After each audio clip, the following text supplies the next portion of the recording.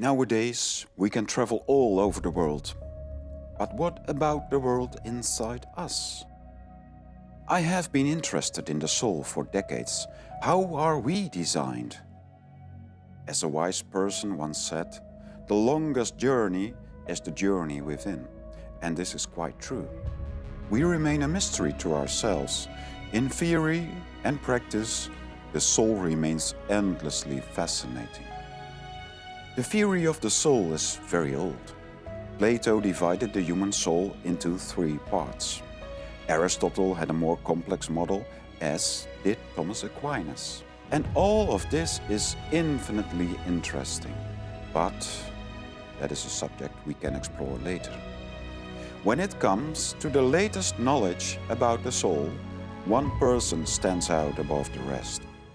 Iain McGilchrist, a neuropsychiatrist and philosopher who lives in Scotland on the Isle of Skye. There he works in silence with his 2 cats and an incredible library in the same room where the famous duo Johnson and Boswell once stayed. So I went to Scotland, as far away from civilization as possible, where he studies the essence of human nature. His main thesis: before we can return to the wholeness of human nature, modern humans must learn that the brain consists of 2 parts, a right and a left hemisphere. And this requires a fundamental rethinking of the modern world.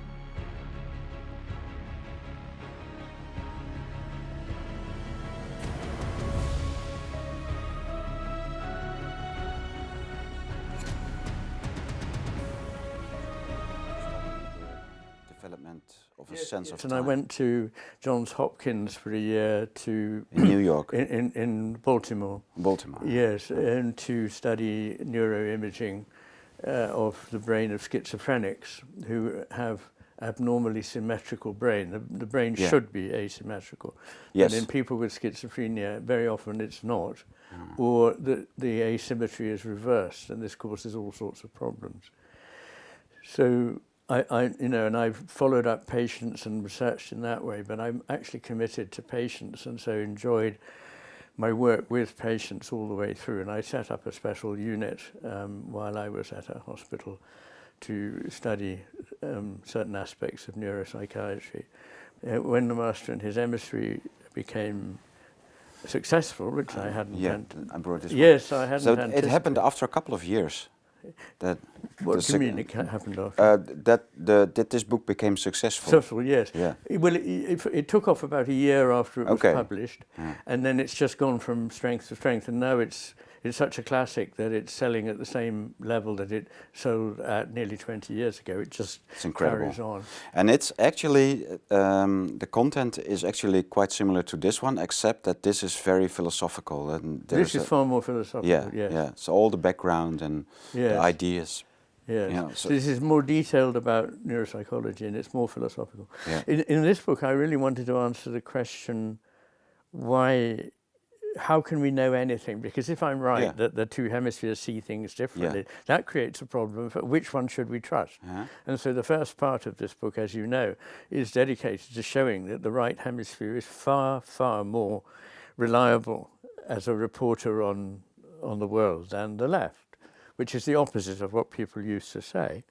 And so, but that idea, I think, came from this book, isn't it? That the hemispheres are very different, and that madness comes from the interaction between those two. Yeah, I mean, I came across that quite late when I was writing that. And Louis doesn't make any hemisphere points, but he does say it's very odd that suddenly our art looks like the art of people with schizophrenia. Why? And the answer to that, the missing piece, is that in schizophrenia there is left hemisphere overdrive and right hemisphere deficit.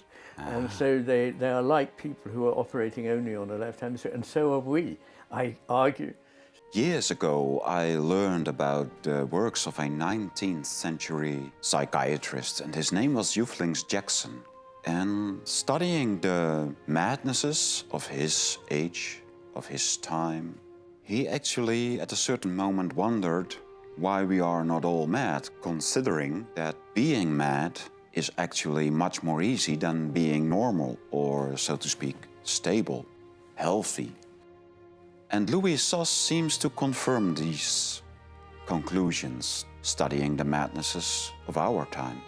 And then I read the books of Iain McGilchrist, and he seems to confirm it also, but also explain this feeling that being mad is much more easy than being normal. See, he explained that being dominated by the wrong hemisphere rather than by the right one is actually an explanation of the madnesses of our time, the obsessions, so to speak.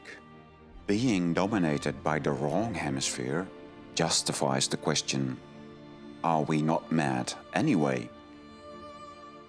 Let me not use the word mad, but say there is something definitely pathological about our society in the West now, definitely. How do you see that in individual behavior? You also see that in society, that we are developing more and more disorders, so to speak? So to me the interest is that the sort of disorder that we find in society mimics the sort of disorder that you find in subjects who have right hemisphere damage or hypofunction. And particularly, it is like the way in which people with schizophrenia think and behave. And this has many manifestations. At the end of both The Master and His Emissary and The Matter with Things, I look at modern society through this lens and describe the many, many things that apply to our society that are typical of left hemisphere overdrive. And you mentioned a lot of things like rational behavior becoming actually irrational. Yes. Well, interestingly, schizophrenia is a good example of this, because there is a phrase in English that we used to use, and still is probably commonly used in ordinary speech, to call somebody who is mad somebody who's lost their reason. And it was pointed out by G.K. Chesterton that a madman is not somebody who's lost his reason, he's somebody who's lost everything but his reason. I wanted to bring up that quote as well. Yes. So yes. I don't need to, but it's a very funny one. And you know, to explain what he means there, this is absolutely right. So, for example, what they lack is any ability to understand life intuitively or in context, or to use common sense. And would you also say that they understand that life is a whole, that there is wholeness? They don't see that. Yeah. Everything is very separated from each other. Is part-wise rather than as a whole. But an example would be, you know, somebody who with schizophrenia hears a voice in their head, and they look around the room and there's nobody there. So they assume, well, okay, there's nobody in the room, but I heard a voice, so it must be coming into the room through something. And they look around the room and they see a plug socket is the only way something could be getting into the room. Okay. So they say, the neighbor is wiring into my electricity system and sending me messages. So, and in a way, this is not irrational. No, it's very rational. It's very rational, but anybody with any experience of life would say this is completely impossible. Yeah, so they're looking for a cause. So there is very rational. Yes. But also they won't accept that there is anything in their head. There is another French psychiatrist. Maybe you know him, Henri A. Henri A. E-Y. E-Y. Yes, I do. He wrote a book about consciousness, which was very surprising, and he seems to say that that consciousness is a kind of field of tension. Yes. It's a force. Yes. And which means that if the force is weak, when consciousness is weak, then when you're awake, you kind of dream. So to speak, the irrational, illogical figures of dreaming also come through that consciousness in daylight. So when you're awake. Yes, but their destination is below consciousness usually. Yeah.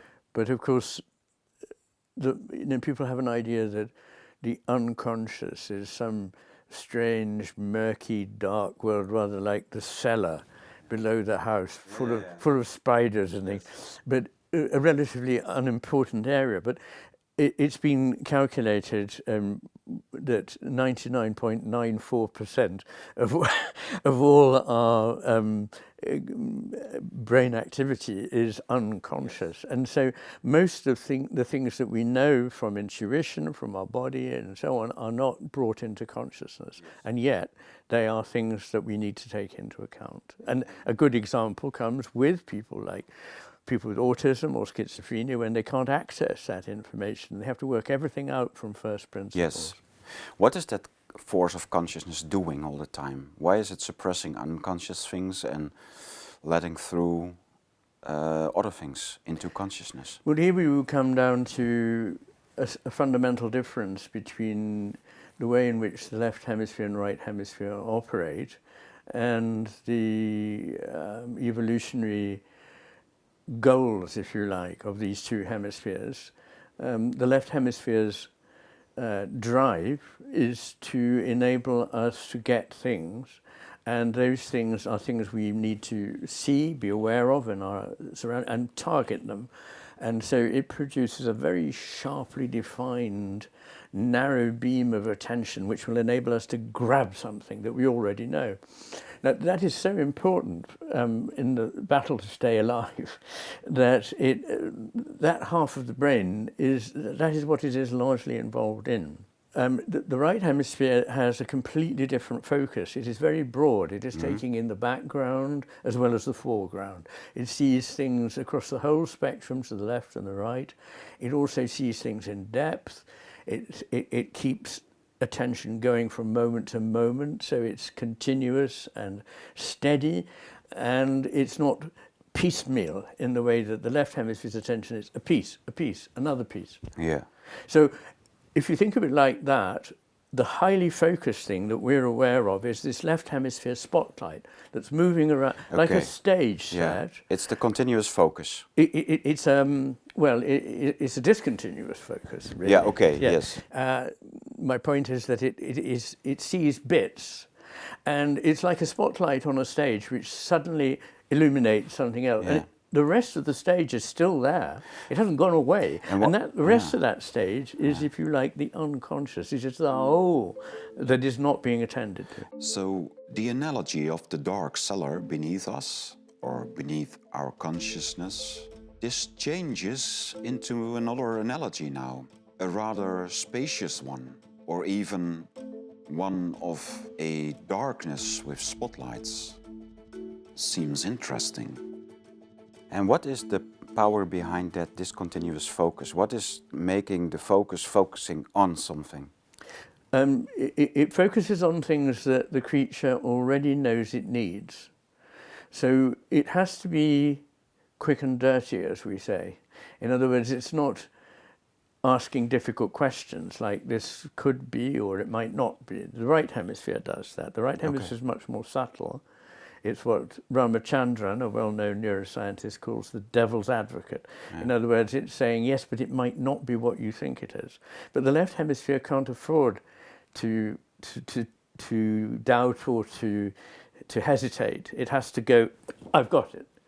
And so the drive behind it is, I already know what I need. I see one example of it, and I take it and get it. So its world, the left hemisphere, builds up a world that is made out of already known things that are familiar, certain, static, disconnected from everything else, decontextualized, general in nature, has got no time to take in the individuality, the uniqueness of it. It's an example of a rabbit, a seed, a stick, whatever it is I need. Whereas the right hemisphere is doing the completely different kind of attention to the world, which is so important for grounding us in being at all. And that is an open, continuous attention in which nothing is already definitely known and certain, in which things are always changing and flowing, in which things are interconnected with other things, always are changed by their context and need more to be fluid. more fluid and need to be seen in context, and need to be largely implicit. I mean, that might surprise people, but because we've got a sort of mindset, typical left hemisphere mindset, which is that only when something is explicit is it fully known. But actually when things are explicit, they're only known in a tiny part, and often that part is wrong. So all the things that really matter to us are rather like humor. Humor is funny as long as it's implicit. If I make it all explicit laboriously, then it's no longer funny. And the same is true about poetry, as I discovered when I was teaching and writing about literature, that once you've paraphrased a poem, explained it, and laboriously taken it apart, it no longer has its power. Okay. And really everything that matters to us has this nature, including the spiritual. Nature itself, our appreciation of the natural world, is not about taking botanical notes. That can be very useful and adds to our understanding. But I'm talking about a connection to nature in which one feels it as a living presence. And all these things are diminished when works of art, music, myths, narratives, religion, our love life, all these things become diminished when they're made explicit. And the right hemisphere understands all that deep implicit. The left hemisphere doesn't. It just understands the unfolding into the explicit. Now we've got it. Yeah. It has the left hemisphere has a direction, so to speak. Well, they both, in a way, have the... But the right hemisphere is more about the whole surrounding, being in its someone being in its own world, while the left hemisphere is always going, very narrow-minded. You could look at it that way, but I think I'd prefer to put it this way, that both hemispheres have values. And values have been, verboten as a topic in biology for far too long. Now at last, people are not ludicrously denying that organisms have goals. Of course they do. In the past, you couldn't say a turtle comes ashore to lay her eggs.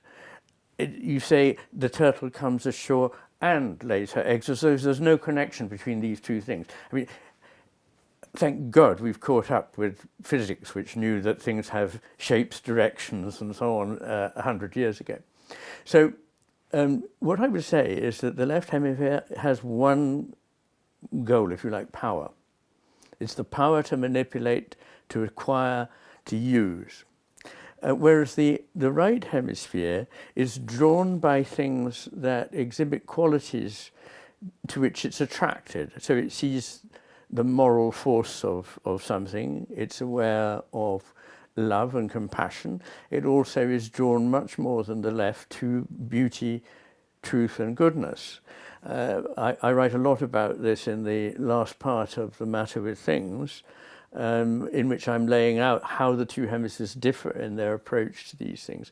Yeah. So if you like, a distinction I make is that the left hemisphere apprehends the world, which in its Latin roots comes from ad prehendere, to grasp onto something, whereas the right hemisphere comprehends, from cum, together, taking things together to see the big picture. Yeah.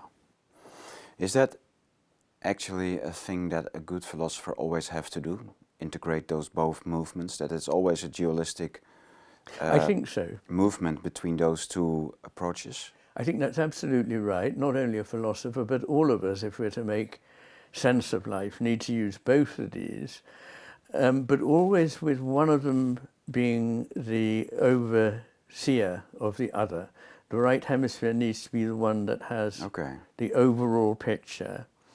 And that is what lies behind the title of my earlier 2009 book, The Master and His Emissary, because I think most people who don't know what I lay out in these books think that the master, if there are two between the hemispheres, is going to be the left hemisphere.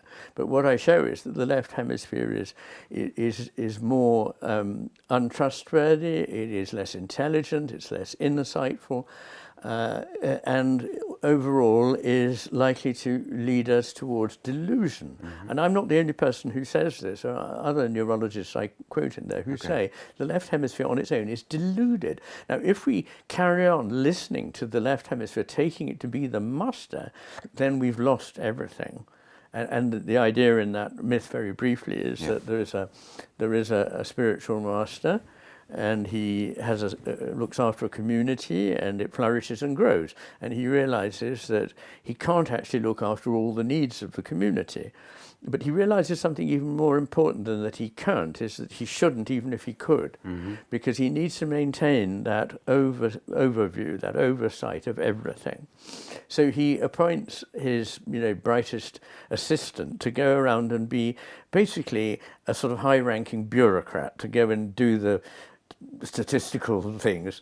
But that emissary is the one that is being sent, thinks that he is the master and knows everything, when in fact he knows very, very much less than the master. And this is an image of the two hemispheres. And the left hemisphere understands very little, but is very good at doing what it does, which is grabbing. Okay. The right hemisphere, however, sees a far, far more complex world. And so these two need to work together, but always under the oversight of the right hemisphere as the one that has wisdom. Thank you for watching to this interview series, The Triads. My name is Tom Zwitser. I'm a philosopher, publisher and interviewer from the Netherlands. And I started this series as an exploration of a couple of themes I wrote about in many articles and a few books in Dutch.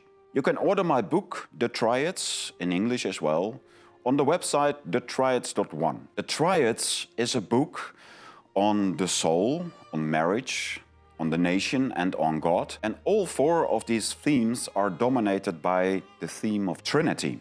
Simultaneously, I explore all these themes in this interview/documentary series, The Triads, with many authors I quote in my book, or who are occupied with the same interests. Many of the authors I quote in my book are already dead, like St. Augustine or St. Thomas Aquinas, and even the German philosopher Hermann Lang.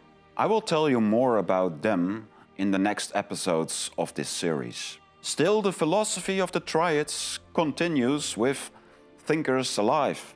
I will be very glad when you go to the website thetriads.one and read my book in German, Dutch or English, and I hope the translations will be available by now. This means we can travel together as explorers on a journey in metaphysics and philosophy and share a companionship in this series. I hope you will enjoy these episodes and the books as much as I do. Please support it on the website thetriads.one. You can find a couple of ways to do that. And of course, enjoy the rest of this interview with the wonderful Iain McGilchrist. You make an analogy with a community and the way the brain or the soul works, actually. When you say that there is in community life, like people living together, there is always very automatically, I think, leadership, authority. Yes, I mean, I'm not sure that's really my position. Okay.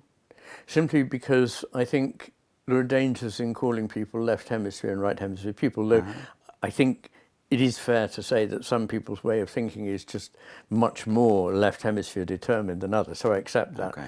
But I think that in a society, what happens, a good working functional society, is first of all, it can only be of a certain size. Our own is global. People talk of a global village, but it has nothing, not even one quality that a village would have, where people know one another, share their lives with other people, visit their houses, can trust them, and share their way of looking at things. Quite how they choose to govern themselves, some of them are more authoritarian ways, some of them are more democratic. I think that nature is an organism and is composed of organisms. Society is not a machine but an organism and is composed of organisms. And I argue that the universe is not a machine. The universe is a living organism and contains organisms.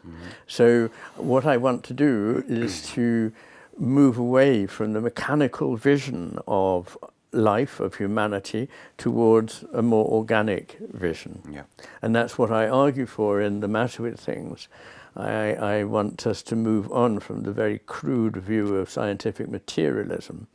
And there's nothing in science that says it has to be like that at all. There are many scientists who see a much bigger, richer, deeper vision than that. And I want us to go there, not into the narrow, I think, damaging pathological vision that some people have picked up from poorly understood science. Scientism, in fact. Yeah. Well, about the soul, you very much relate your discovery and your theory behind it to the philosophy of mind, I think, and to neurology. How would you relate it to the history of the soul? Like, people nowadays, they don't believe it because we are all chemical reactions and etc. So that materialism, we both don't believe it, I think. And but there is still a Platonist vision on the soul and an Aristotelian vision on the soul dominating in the Western philosophy, maybe until the philosophy of mind came up, maybe in the 60s or 70s. It's a notoriously difficult thing to define. And of course, some people will say, well, that just shows it doesn't exist. But I believe that actually all the really most important things... Exactly, but that's the point where these people stop everything, because every mystery they come across, they say, okay, this is a mystery, so it doesn't exist anymore. So their thinking stops there as well. Well, they think that they're putting language before experience. Okay. And language can only be a very, very imperfect symbolic system for describing things that we've been able to name and pin down. It's that the left hemisphere wishing again to pin things down. But as Ludwig Wittgenstein said, language is a way of seducing, or what did he say, bewitching our intellect, and that what he hoped philosophy would do would be to free the mind from its bewitching by language. He warns actually for that philosophy becoming a kind of wordplay. Yeah, well, yes, and I think it does become that. And it become meaningless in itself. Well, yes, because the meaning in language always comes from its connection with real lived life. Yeah. And it's not just the soul, but many things like consciousness, God, love, time. These things are real. We know about them, but language is incapable of really delving into their true deep nature. So the soul is like this, but it is nonetheless a concept that we can't rid language of, because it's not equal to consciousness alone. It's not just certainly emotion. It's not just definitely imagination. It partakes of a number of these things and is something very deep. It is something that is in process, I would say. So it's not a given entity. It's not just something that there is and is put inside a human being, or indeed an animal, because I don't know that animals don't have souls.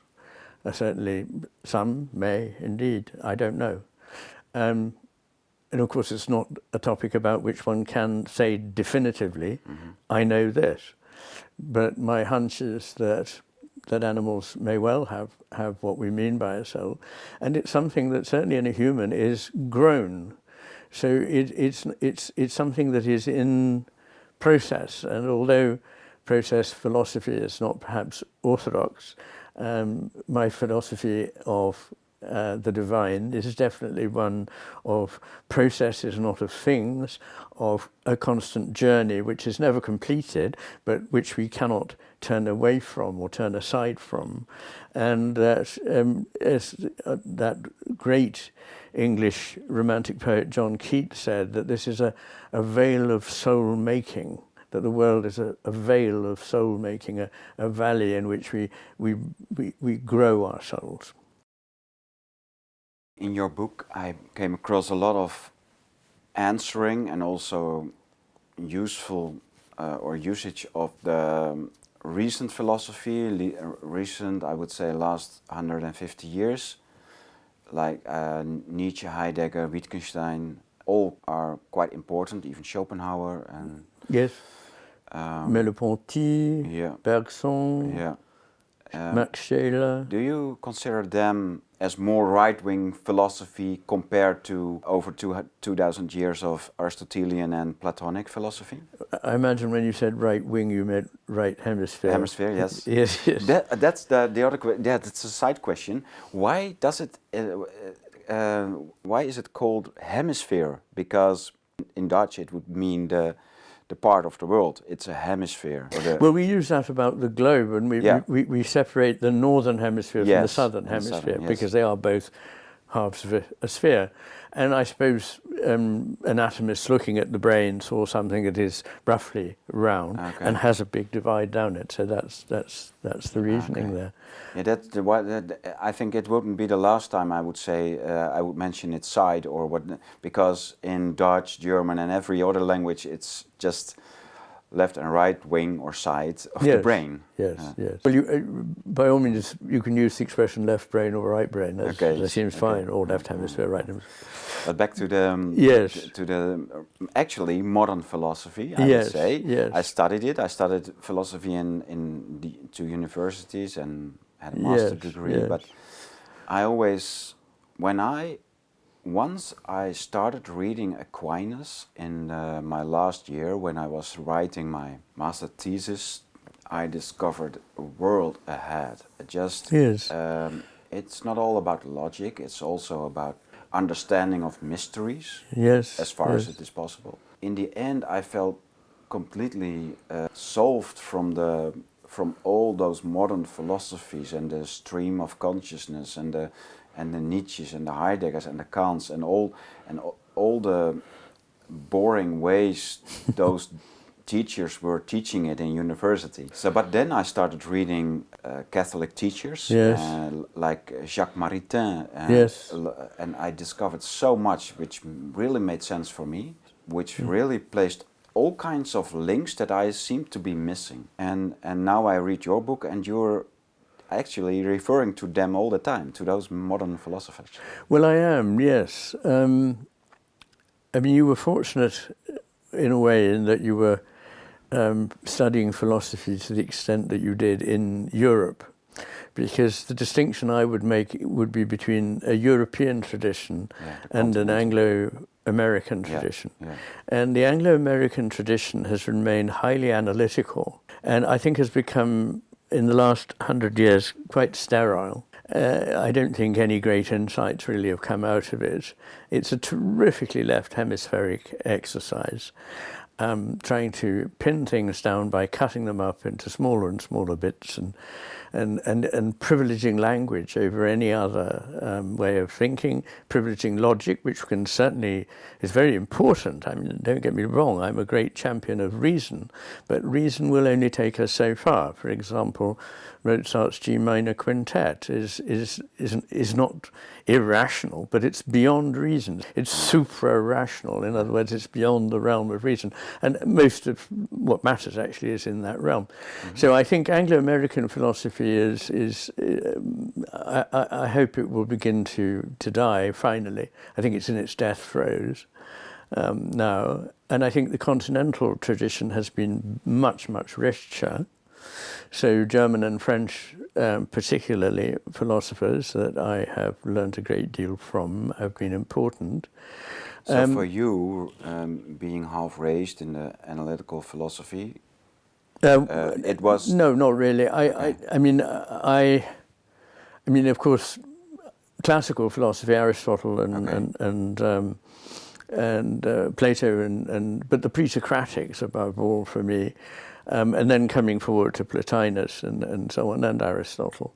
But I have never found that Anglo-American analytic philosophy helpful in understanding things.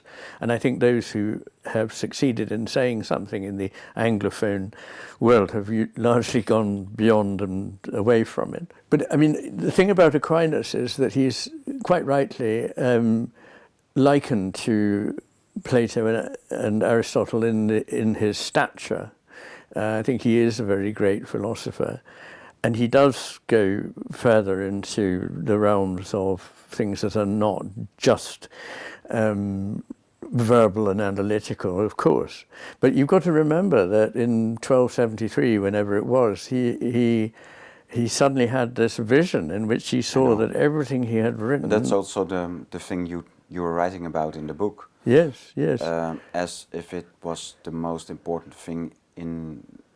of course it was the most important thing in the life of Aquinas, but what he meant as a philosopher, you're barely referring to him. Why does McGilchrist refer so little to one of the greatest philosophers, while spending much, much more space in his books to relate to modern philosophers like Kant, Hegel, Schopenhauer, Nietzsche, Heidegger, Merleau-Ponty, and all those others?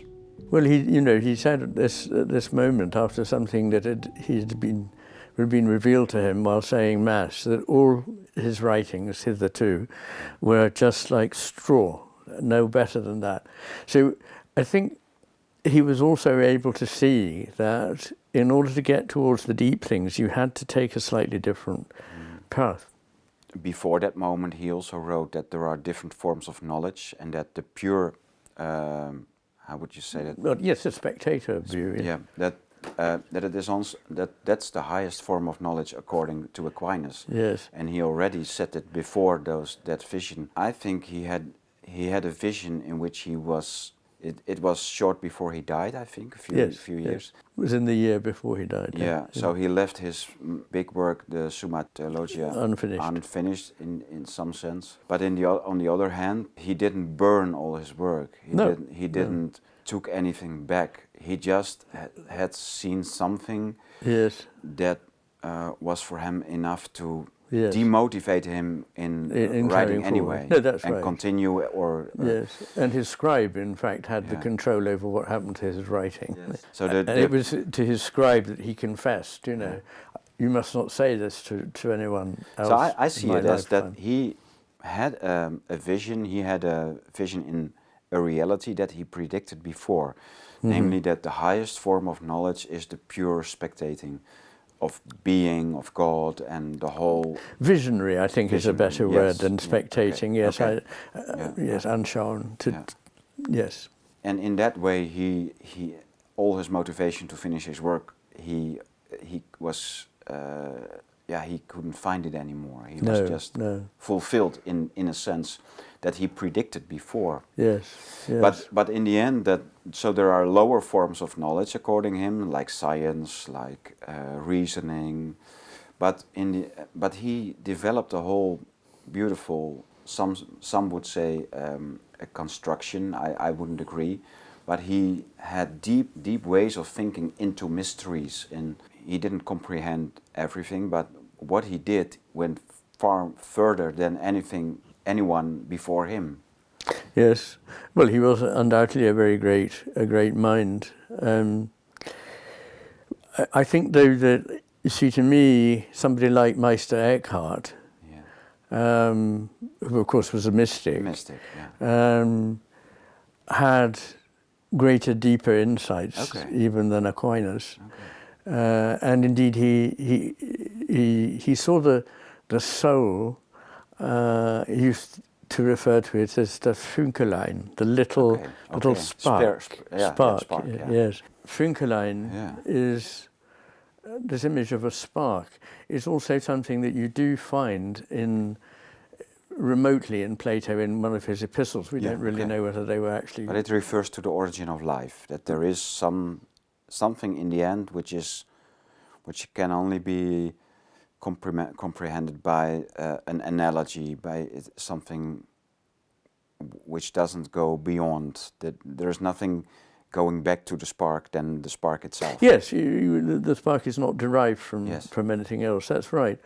But also that this is something, in Plato's 7th epistle, he talks about philosophy as not something that is best expressed in language, but that after much discussion, so the words have been exchanged, and he says, and a life together with somebody, so somebody that you know, a spark leaps from one soul to the other and kindles something there. And this is this, for me, resonant, reverberative reaction between minds in which philosophy exists, not in the cold words on the page. And of course, Socrates didn't want his philosophy to be written down, so in a way his pupil Plato betrayed him. Yeah, actually, yes.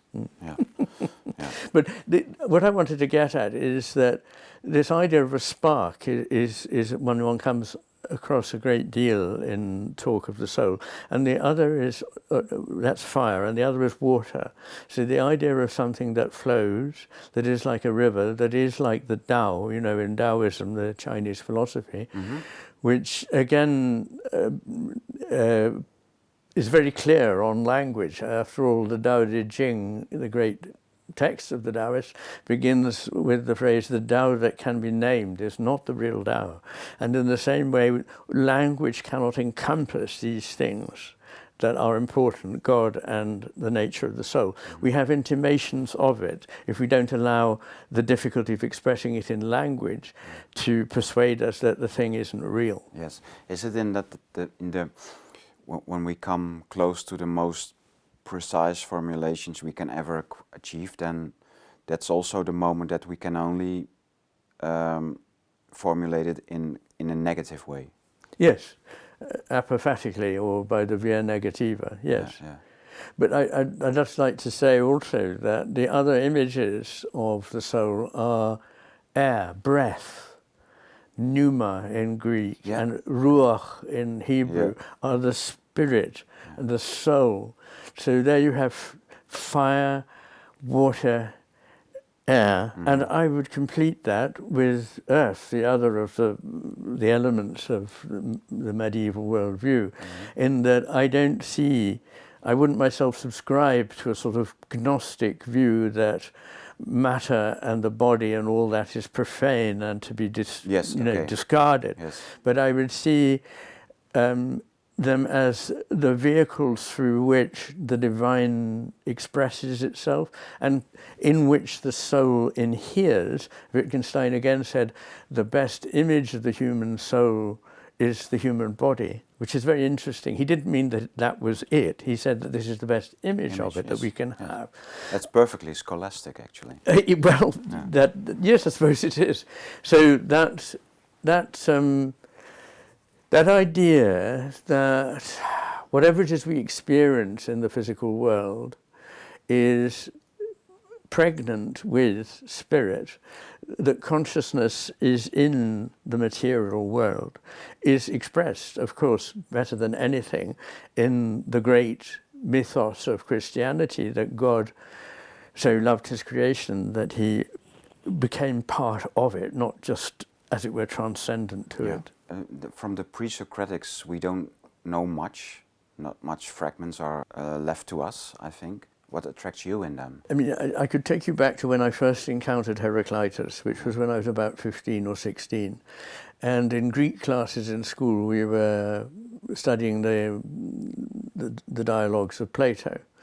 And I thought they were very interesting. And then somebody said, do you know the works of Heraclitus, of whom, as you say, we only have fragments, and handed me a book. And that changed my life, because when I read them, I thought, my God, this is all correct, but this is not what they teach us in class. Okay. And I suppose the first and most important element in Heraclitus' insight is that there is a coincidence of opposites. And this was something that was later rediscovered in the medieval period by Nicholas of Cusa, sometimes called Nicholas Cusanus, who was a bishop.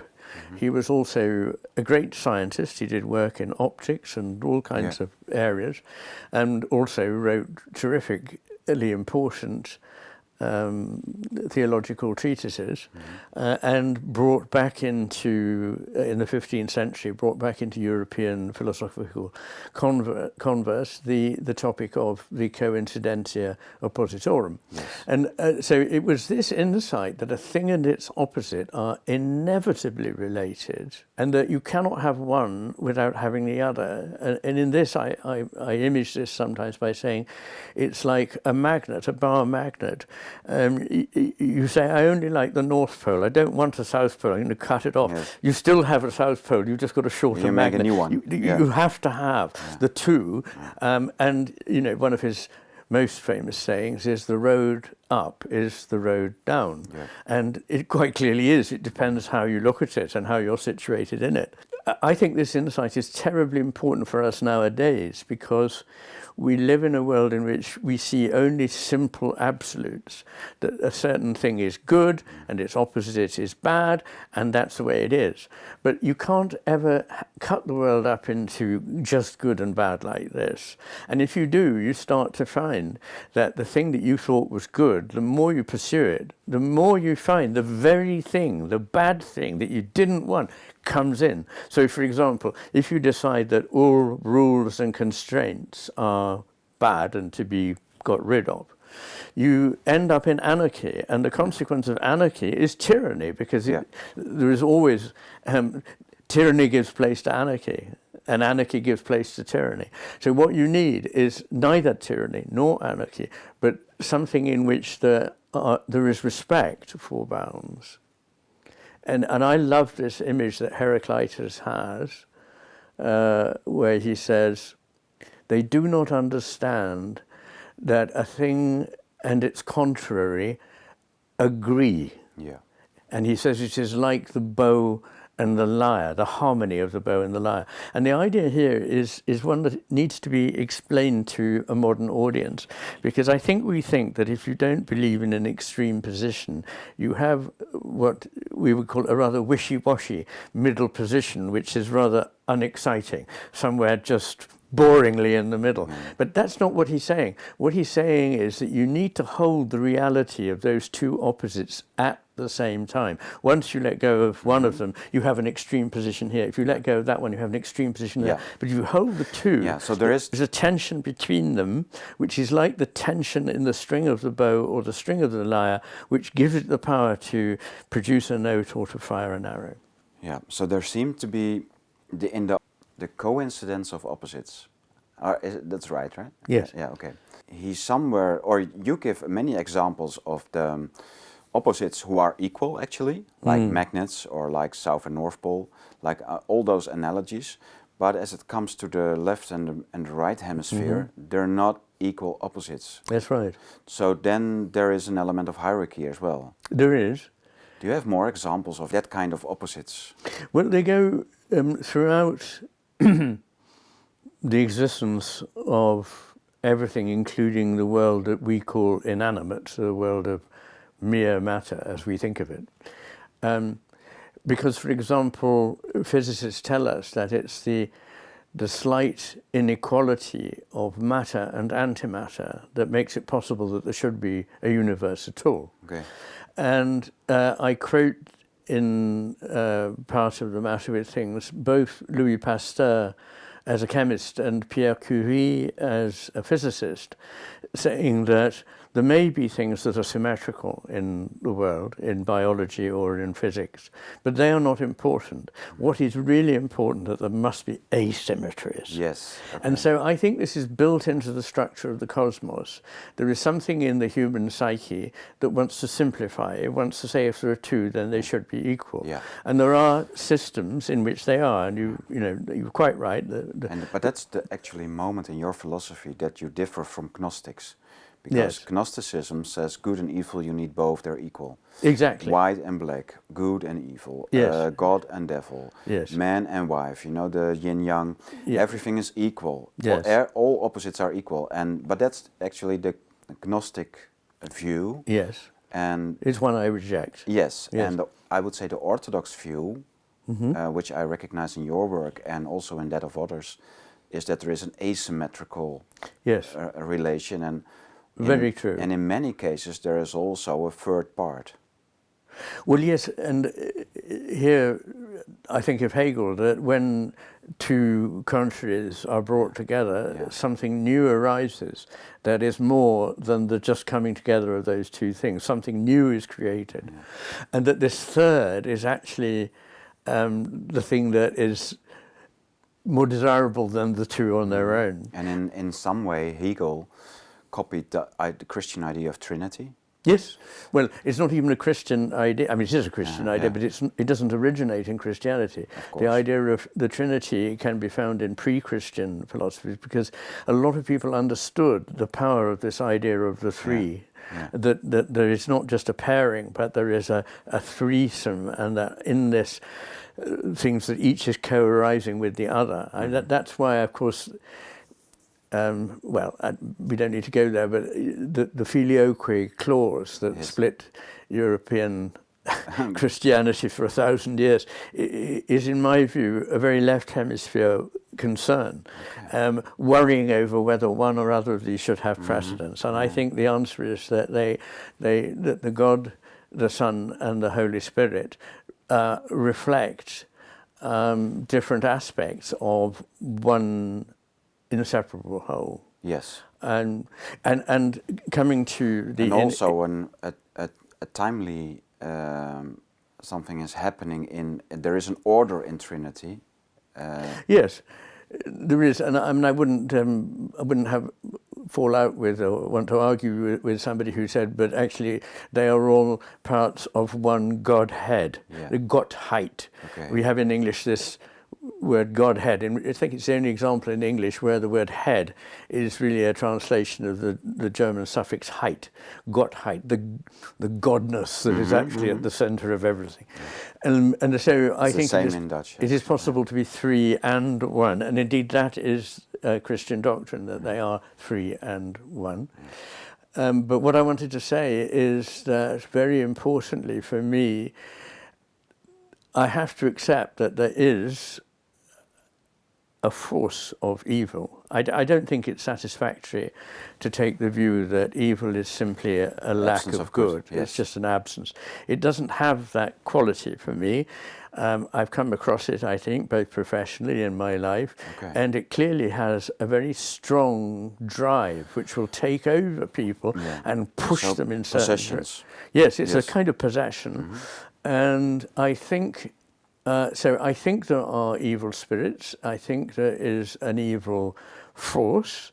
I think the idea that it is in origin fallen away from goodness, the idea of Lucifer that became Satan and so on, so brilliantly set forth in John Milton's poem, Paradise Lost, one of the great works of English literature. But that whole idea that there is an evil, but it has fallen out of goodness, but nonetheless has its own drive and vitality.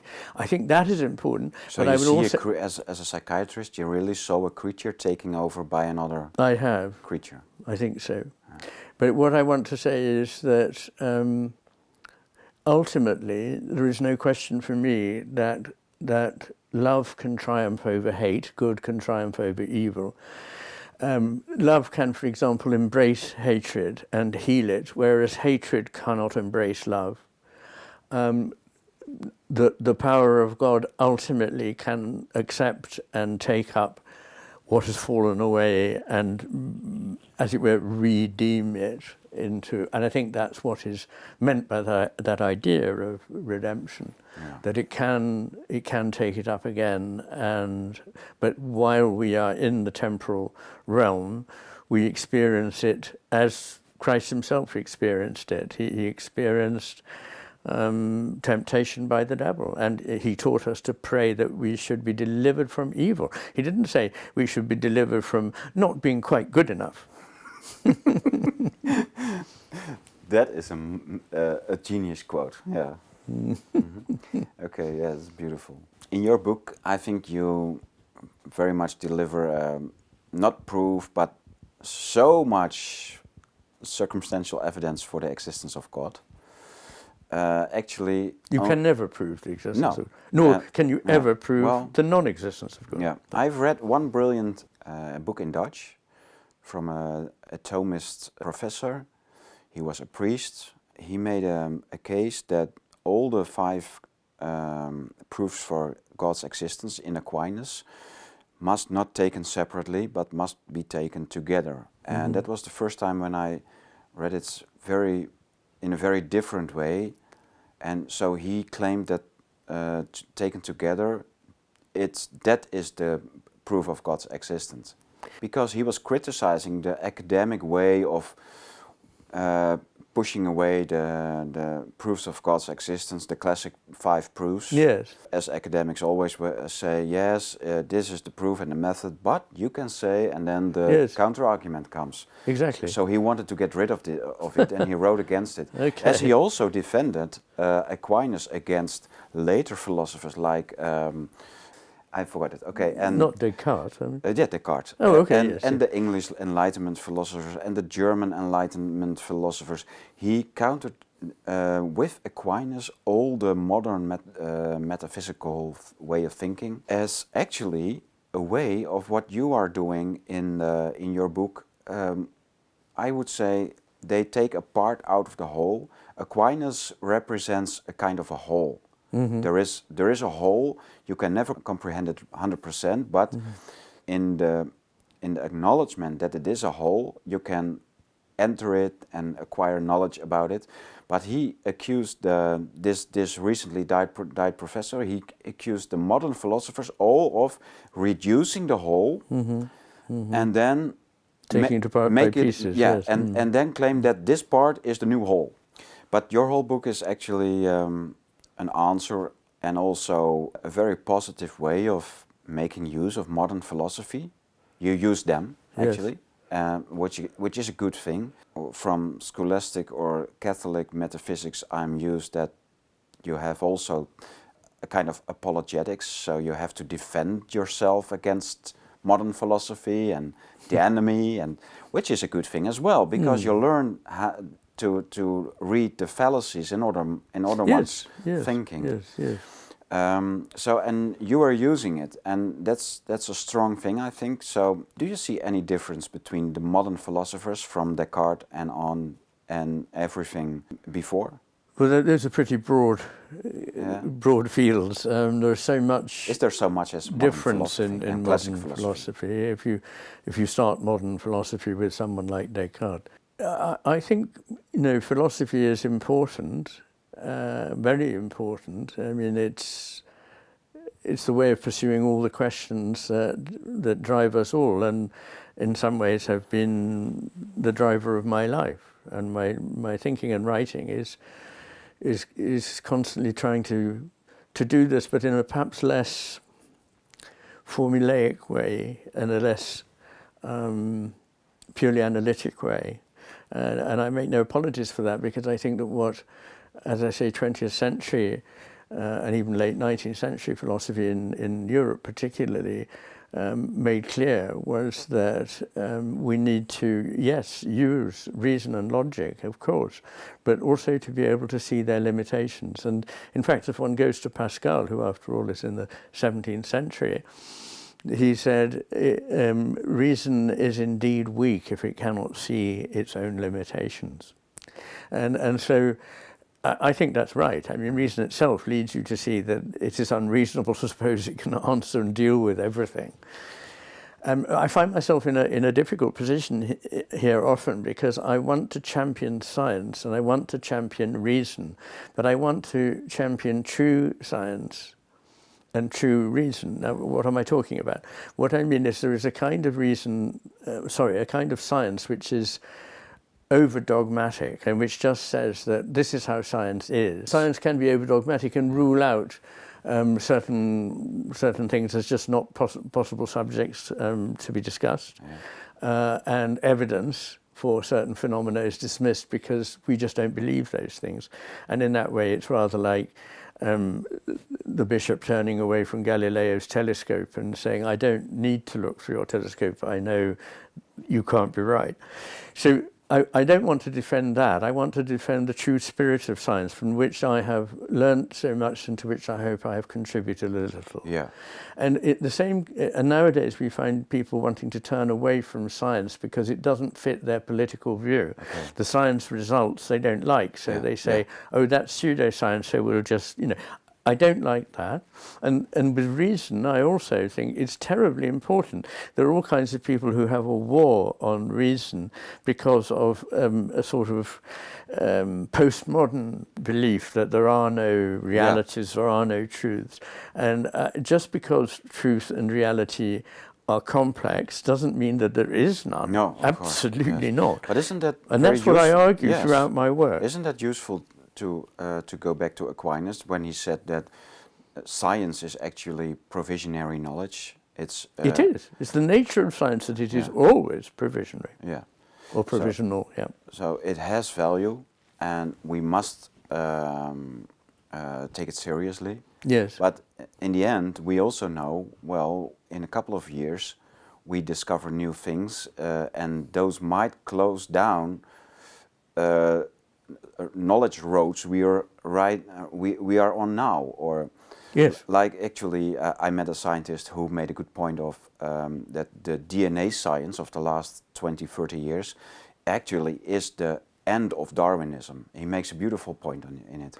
Well, in chapter 12 of The Matter of Things, I argue that we can no longer hold the view that we are lumbering robots controlled by our DNA, which is a quote from Richard Dawkins.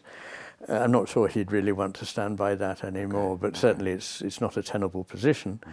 But also, I mean, of course, the locus classicus of this is that around 1890, physicists thought that everything in physics had been discovered and that they could shut up shop and go home. But then suddenly they had to say, well, everything we used to believe is up in the air now. We don't know.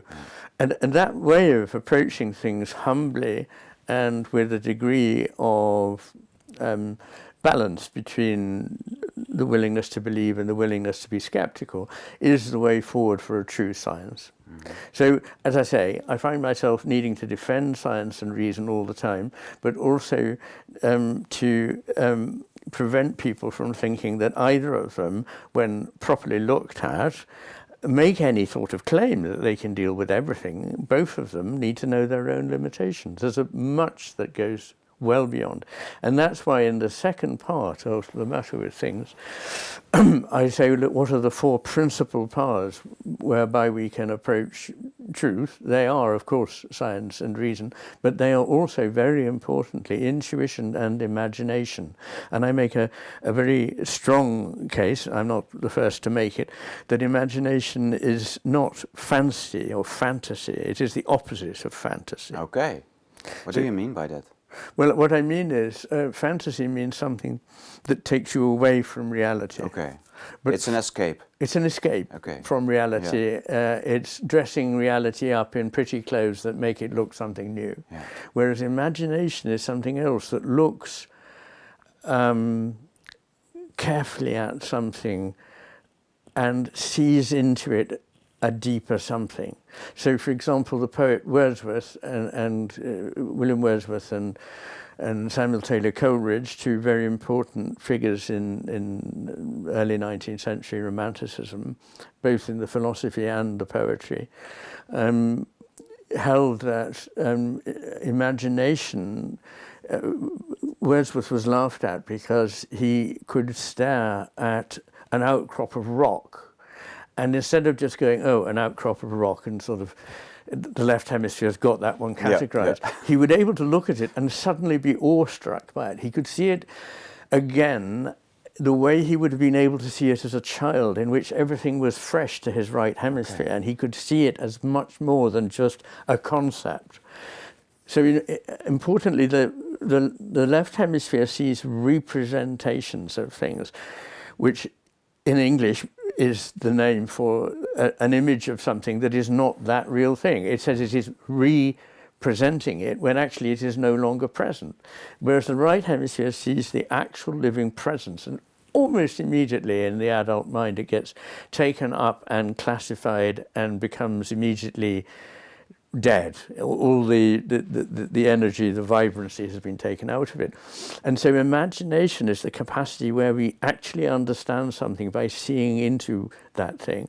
And it's our capacity to see into another person's life and see what it is like to be that person, rather than just view them detachedly in a sort of scientific way from the outside. So imagination is extremely important. And it's very important in science, you see, because great scientists very rarely, if ever, made their discoveries by simply following what's called the scientific method. And this point has been made by very major figures in mainstream science as well. Largely, they did a lot of fairly regular, slightly dull procedural work, but their insights came out of the blue, as we say. They would be not thinking about it, and then suddenly they'd see the answer to the question. Like the intuition. An act of intuition which is very strongly related to activity in the right superior temporal sulcus and gyrus, so in the right temporal lobe. So we shouldn't think we can abandon intuition, which is so rich and important. And I argue both why it can be mistaken and why it is so important. Just as science can be mistaken and science is important, reason can lead you to the wrong conclusions, as it does in schizophrenia, but it also is very important. So all these four things are important together. And in the modern world, we tend to use only one or two of these at most. Yeah, somewhere you are quoting Joseph Pieper, Yes. the philosopher and theologian, German. Yes. And also a priest, I think, or I think he was actually, yes. Yeah. About wonder in philosophy. People have to wonder themselves because that's kind of a force. But isn't wonder in philosophy, is it not just a byproduct like luck is in life? You can't force it. You just sometimes experience it, but it's not something you can really enforce yourself to. Like you're wandering around, being wandered by all the things. It's actually very hard to wonder yourself. Both Plato and Aristotle said that philosophy begins in wonder, in Zaubertadsein, in that process of not knowing really, but being aware of something remarkable that is speaking to you, but you can't express it yet. Mm-hmm. So that's how philosophy begins. And Goethe said that not only does philosophy begin in wonder, but ends in wonder, because the more you understand, the more you wonder, which I think is wonderful. And yes, is it reality? Sorry? Is it also reality? Well, I think it's a sign that we are in touch with reality. I mean, this very much follows from what I was just saying about Wordsworth and Coleridge and the power of the imagination. Mm-hmm. If we lose that power of imagination, we just see everything cloaked in a veil of familiarity. We don't really see it. We see only the cloak that is over it. But when we are able to see through that or take the veil away, then we are in the presence of the thing and we wonder. And you're right that Joseph Pieper wrote very well about this, but the other person who I think wrote so well about it was Abraham Heschel, who was 20th century New York rabbi. Mm-hmm. His work, The Sabbath, is absolutely compulsory reading, I think. He writes so beautifully and so well. And when I read it, I was really struck by it. But I also think that the loss of wonder from our world is a very important issue.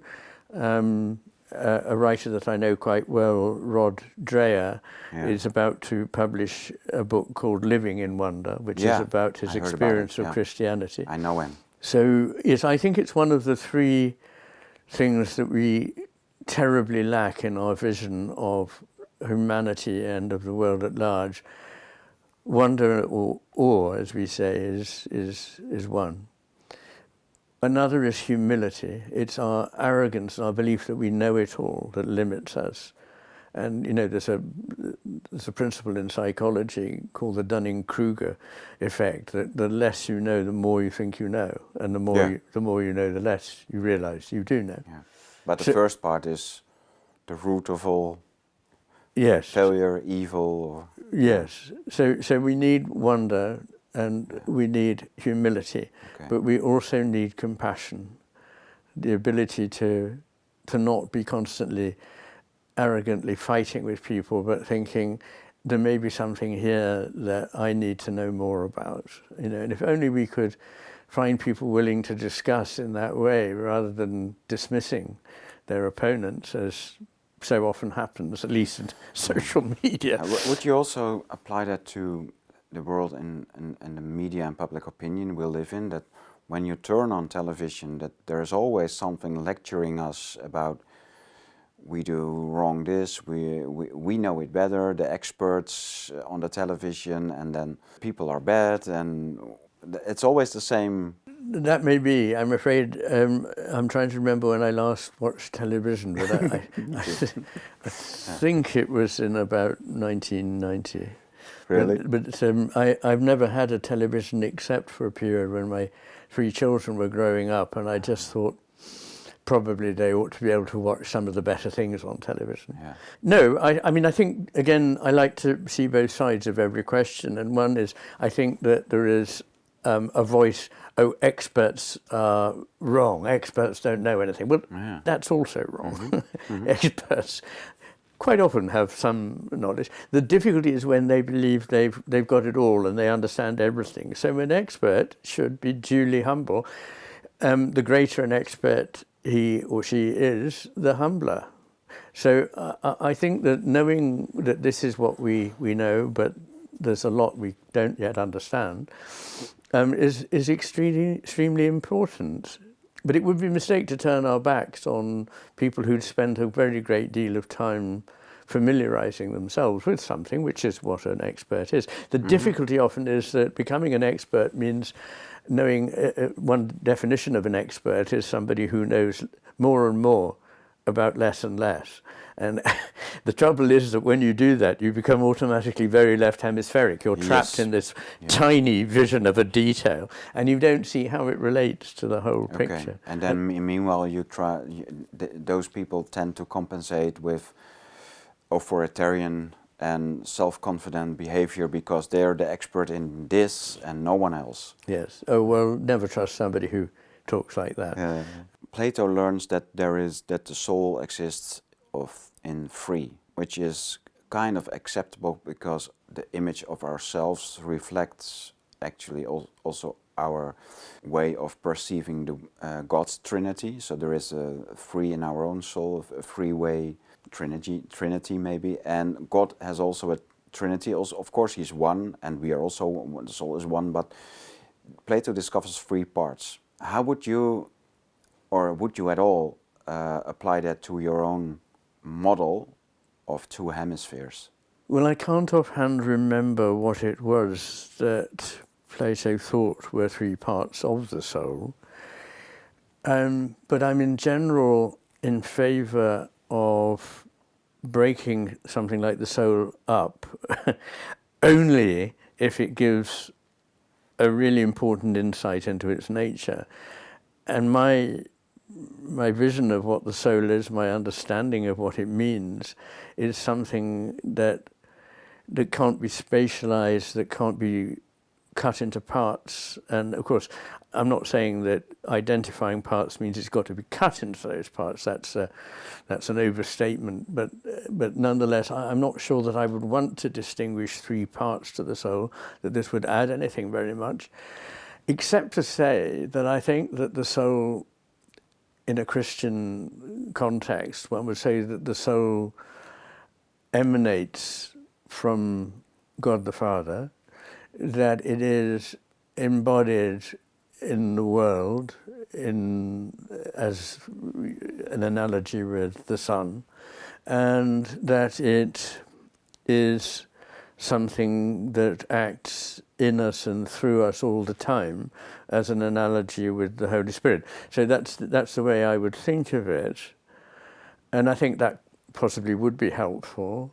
But I wouldn't say that the soul partakes of the nature of God the Father, because that's much too exalted a thing, really. I mean, it emanates from God, but it can't have the nature of God. I think the soul is continuous with other things. So I think one's soul is not just inside one's body.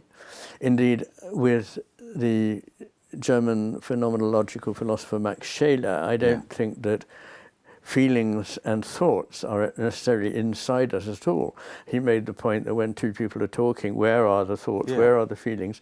They're in some shared space somewhere, if you have to spatialize them. Yeah. But of course, they're not spatial phenomena. And neither, of course, is the soul. It's not a spatial phenomenon at all. So I'm not sure where it is, but it is something real. It is anchored somehow in me. And I think of it in the way that I think of my consciousness in relation to the conscious cosmos, because I believe that the whole cosmos is, in fact, a field of consciousness. Now, rather like the ability to be one and many at the same time, which is not just a Christian thought, but a pre-Christian thought, and an ancient Greek thought, and a Chinese thought, that the one and the many are aspects of the same phenomenon. And I write a lot about that in the early part of part 3 of the Matter of Things. When I think about my consciousness, I think it is both distinct from, but not severed from, the whole field of consciousness that is the cosmos. And the way I would think of this that might make sense to some people is the analogy I've sometimes used. It's an imperfect analogy, but it will have to do. That if you look at the plasma inside a single cell, particularly inside an organism like an amoeba, the cytoplasm is all interconnected, but it can form an outpouching, a so-called pseudopod. It can push something out from the membrane.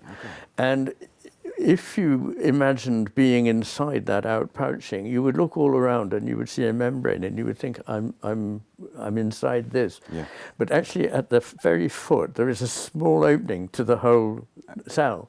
And I think that if you can, I accept the failings of this as a perfect metaphor, but the idea is that we are continuous with a field of consciousness, and that our souls are continuous with what used to be called the world soul, Weltseele in German.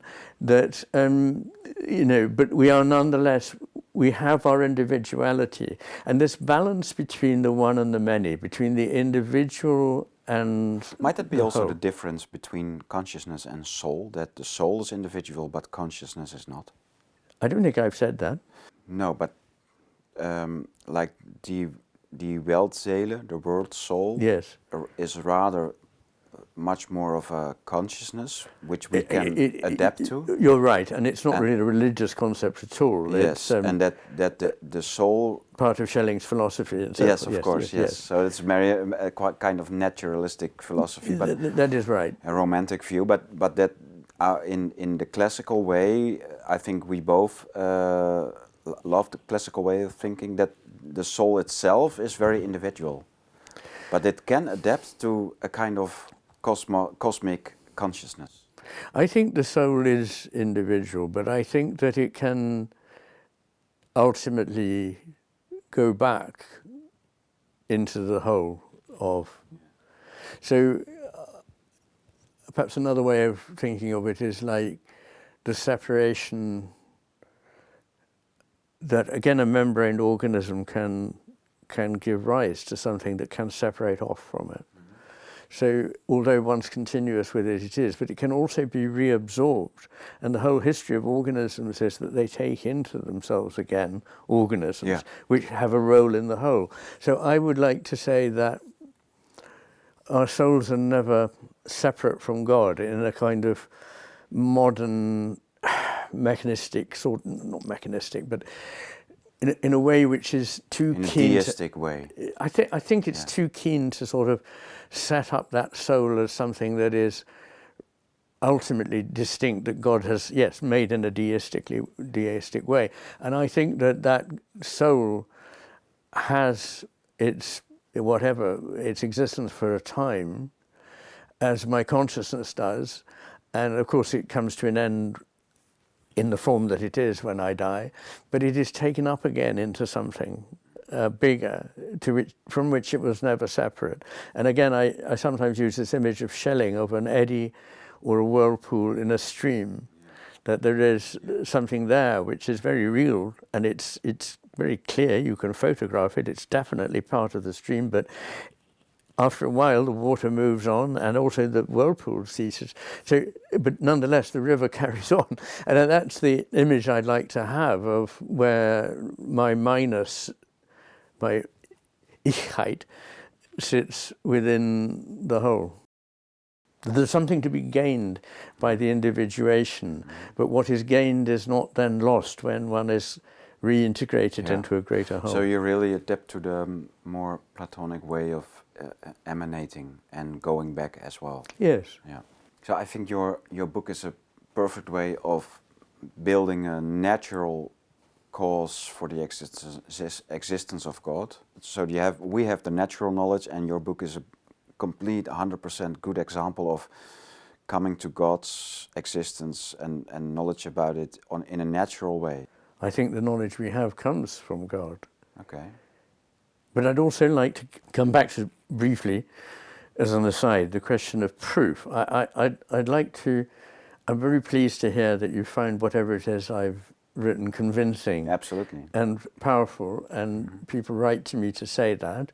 But I don't want anybody to feel compelled. I want people to maintain their freedom to say, and still I want to maintain my view that this can't be right. I don't want to close that corner off.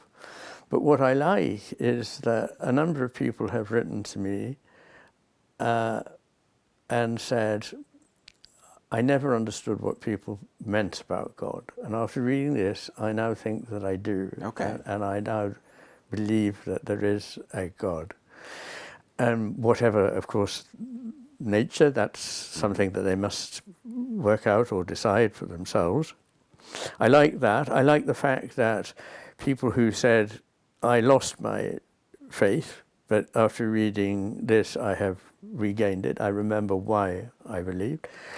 And I've had both Anglican priests, Catholic priests, monks, and certainly Buddhists writing to me and saying, this makes complete sense to me. And it was something that I wanted to be able to say, but haven't said. So, okay, I can read that.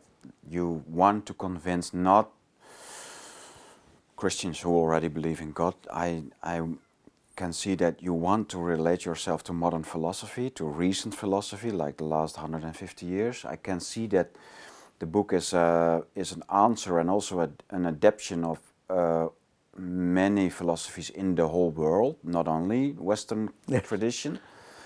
So it's very acceptable, or it's very. I can understand that people like Buddhists and Taoists, and they all can read the book. And it's very easy written. There is many analogies you make, and using stories to make analogies and make clear other points. So you illustrate actually philosophy.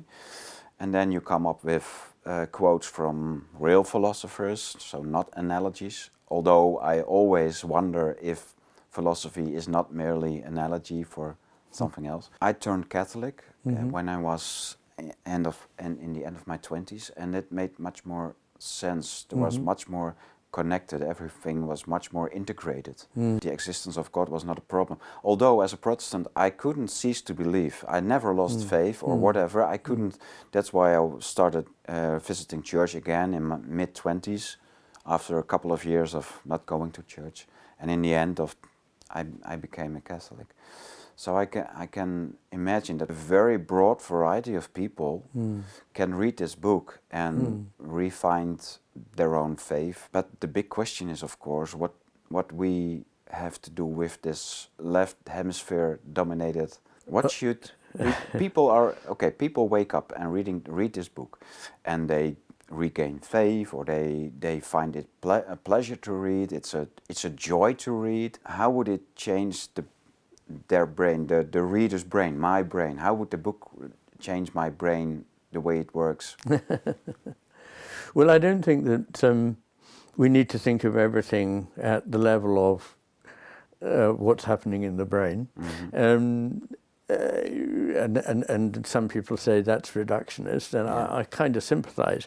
But I don't think my project is reductionist at all. What I'm saying is it's important to understand how it is that we come to think certain things, and there are reasons to do with this. To do with the brain. I don't hold that the brain generates our consciousness, but I certainly know that it has an influence on how it is expressed. So it is neither an emitter nor, strictly speaking, a transmitter, but a permitter of consciousness. That's what I say, as you know. So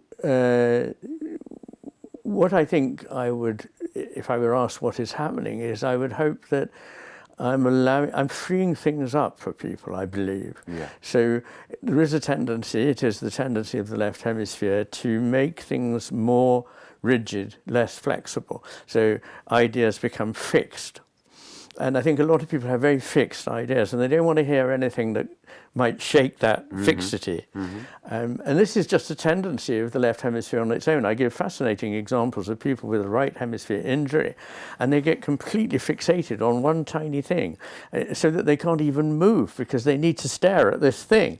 And it's very hard to go, and now let's try something different. So I think that what I'm doing is offering up a bigger picture, saying what there is in the left hemisphere is not necessarily mistaken unless it's taken as the whole truth. As long as it's seen as part of a much, much bigger picture, and that picture qualifies all that knowledge very much.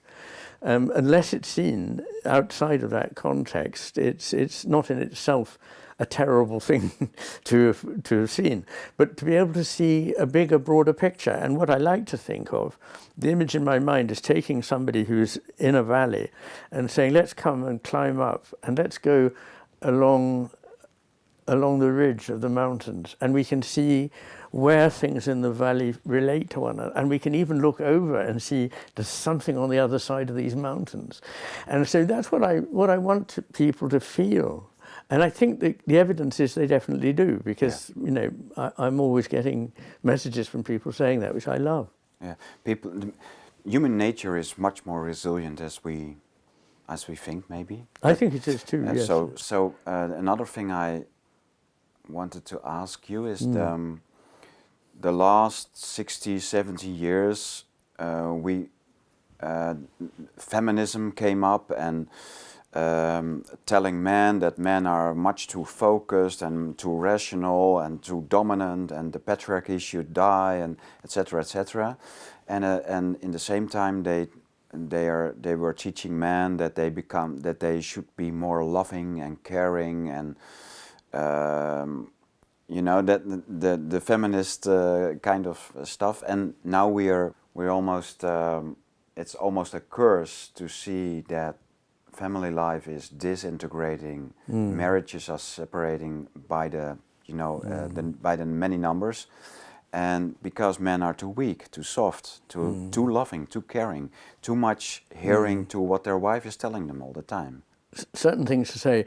The first is that in the early days of feminism, and I didn't see what was coming, I thought, well, this is all to the good. I mean, women's voices do need to be more represented and heard.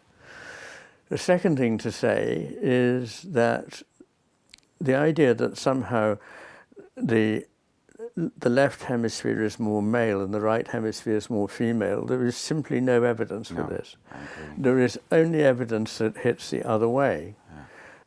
And I write about it in the book, and I'm often asked about it, and I can't help the fact that you know, it is testosterone that causes the right hemisphere to enlarge in utero, that the right hemisphere is more enlarged in men than in women, that right hemisphere modes of thought, such as being able to see things in a visual, spatial way, is one of the well-known sex differences. Another well-known sex difference is that women are more verbal than men, and so it's and there's a whole lot of other things too, and I don't want to just recite them now. But if people are interested, it's in the first part of the matter with things. Yeah.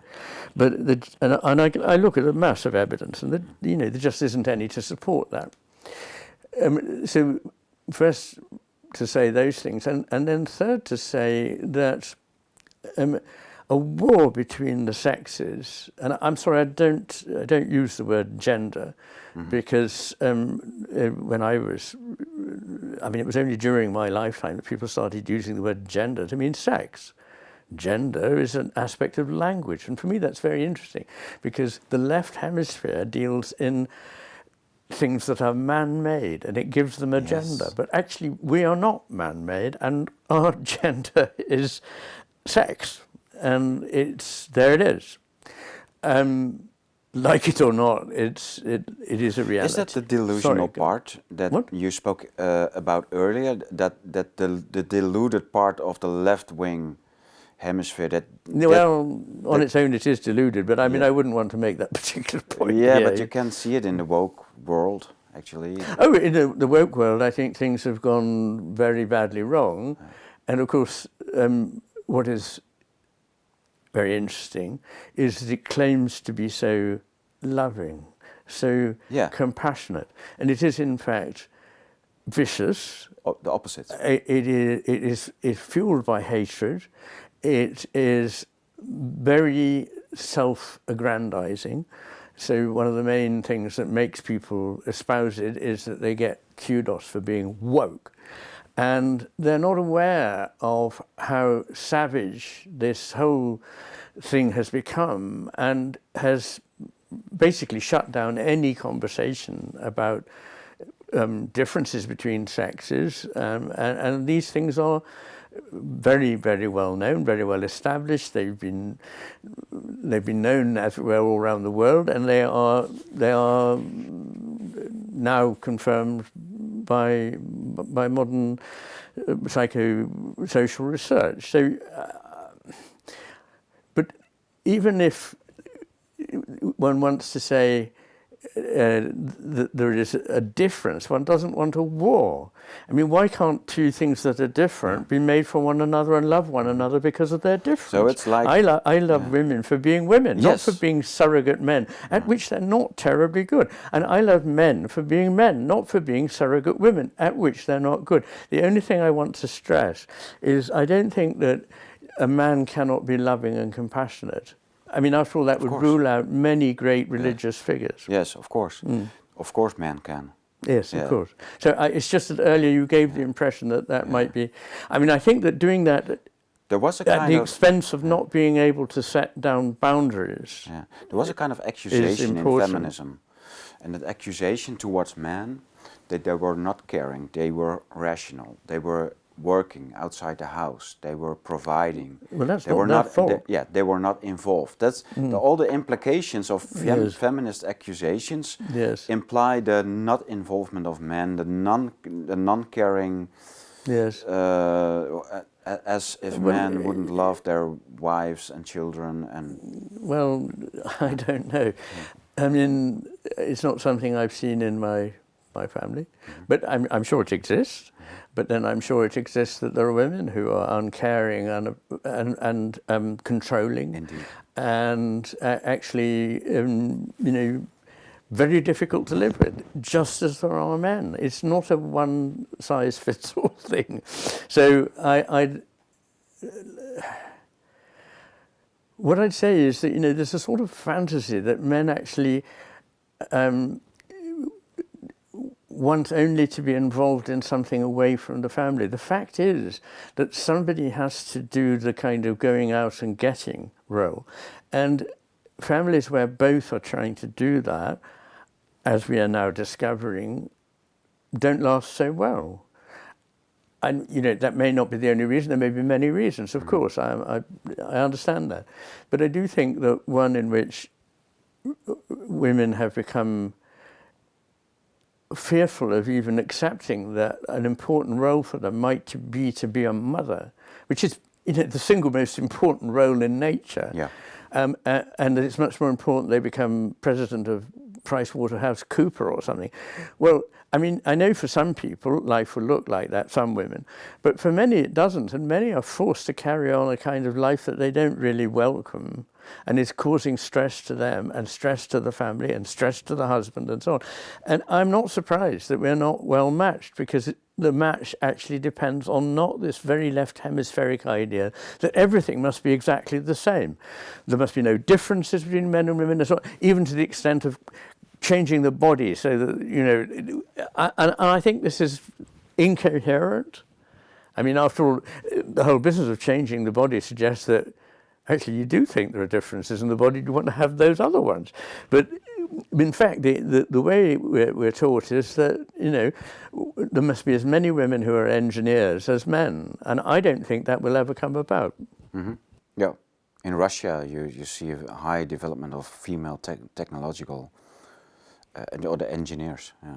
Well, that's interesting because, of course, in the most equitable societies, which are the Scandinavian, you see the exact opposite. You see that people tend to go to what are traditionally the sex-specific careers, so that where there is no, you know, forcing people into things.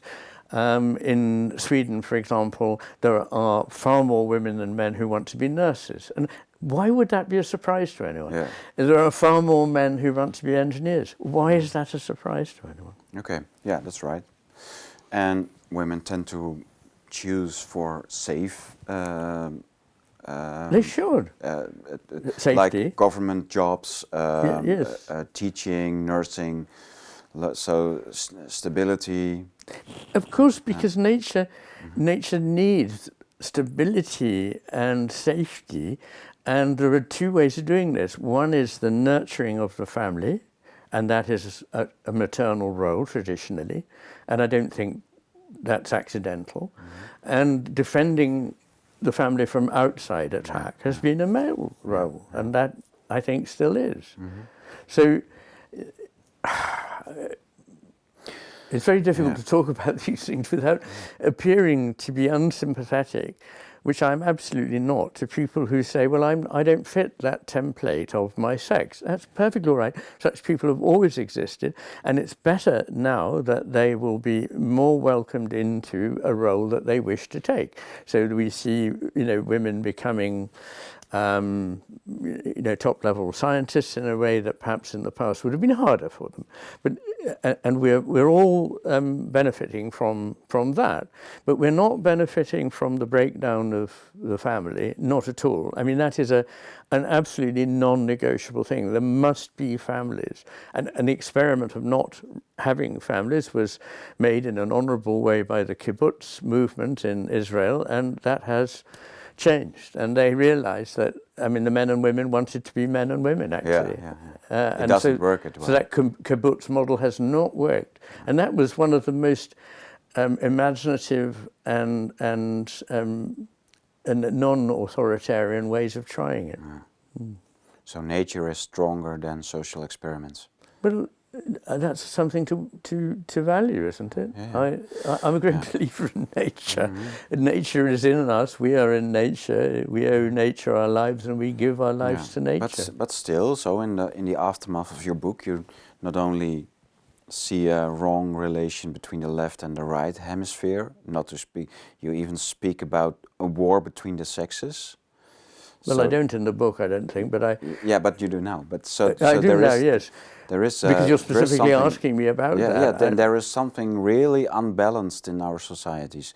And you've earlier mentioned that we don't benefit from anarchy because it attracts tyranny, and tyranny attracts or causes anarchy.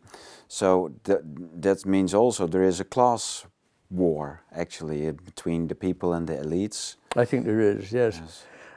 And I think what has happened is that the status of professionals, and by that I mean people like doctors, nurses, lawyers, teachers, particularly teachers, nurses, police, these roles have been undervalued, and they are ones where you don't just follow rules and principles that are written down, you have to have experience. And experience is how you learn your expertise, which after all means what you experience. So I think these have become devalued in my lifetime, and in their place there has been a huge surge in the power of the bureaucrat. So the bureaucrats now tell everybody what to do. They know nothing about medicine, but they tell doctors how to run hospitals. They know nothing about the running of the law, but they tell judges how to make judgments. They have books of rules and things. So what is happening is the erosion of that full knowledge that comes from experience, imagination and intuition, along with a great deal of factual learning and science. These things, and reason, all these things need to be taken into account. So I see the rise of the bureaucrat, which is everywhere, and bureaucratic systems which draw so much of our common wealth. I mean, the cost of running these bureaucracies in universities and hospitals, the two areas I know best, is phenomenal. They take more money than the doctors and the professors. And yet the institution doesn't exist for the sake of the bureaucracy. The bureaucracy exists only to serve the institution.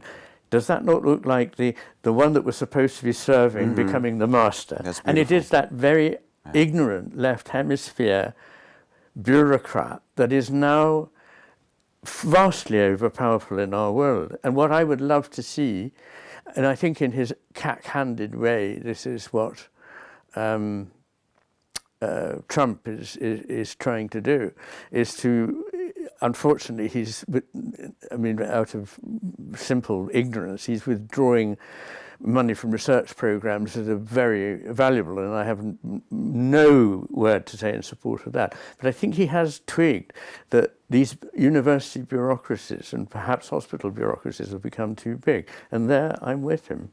Which is not to say that I don't see the man himself as a very problematic individual, to say the least. He is, yes. Yeah. But at the same time, he lives in a time span in which there are more people like him. Some have called it authoritarianism. I would say that many people in leading this world are operating differently. Like when you see how it goes in Hungary, in Russia, in China, the fight against bureaucracy is maybe the fight number one, especially in China. Corruption, the fight against corruption is nowhere in our media, but I know it's huge. It's corrupt officials are going to jail forever. It's the high sentences and the same is true in, well, we live in an era in which people are in leadership, some specific people for 20 or 30 years, like Putin and Xi Jinping and even Netanyahu, although he is not a specific example of a leader in this league, I think, but maybe Viktor Orban. But many Western countries are still those democracies that changes leadership every 2, 3, 4 years, and then the bureaucracy is running the country. In other words, it doesn't really matter who is the leader of a Western European country. It will always be run by a bureaucratic commission in Brussels. Yes. And I mean, that was behind the not very successful idea of Brexit was a very fine intuition, which was that we don't want to be told always, whoever we vote into government, that they must listen to a bunch of bureaucrats in another country. And I think we've been proved right on that. We haven't been proved right, unfortunately, on the idea that we would do very much better on our own. Yes.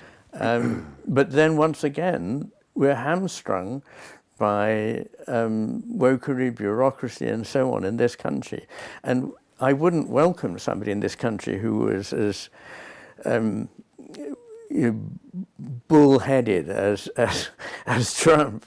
He's a bit of a clown as well, you know. He's a bit of a clown. I would say consider someone like Viktor Orban or yes, I don't know about him. I know that Rod Dreher thinks he's a very excellent man, and he says the evidence is that when people visit Hungary, they say this is like Europe used to be, safe. And now I'm afraid in most of the free Western countries it is not safe. It's not safe. In the way, I mean, when I was young, I remember reading at the age of about 8 or 9 of somebody who had been stabbed in London. And I thought, stabbed in London? And of course now, I mean, this is a common occurrence, and people being, you know, attacked in the streets, and shopkeepers not being able to stop people coming in and clearing their. This is no way to run a society. And, you know, of course, the call will then come for something authoritarian, and indeed there needs to be a balance between freedom and an authoritarian force. And what I'm afraid of is that if there was an authoritarian force, it wouldn't be a benign one. It would be one that actually doubled up on bureaucratic control and technocratic control, and we get into the whole AI and freedom debate.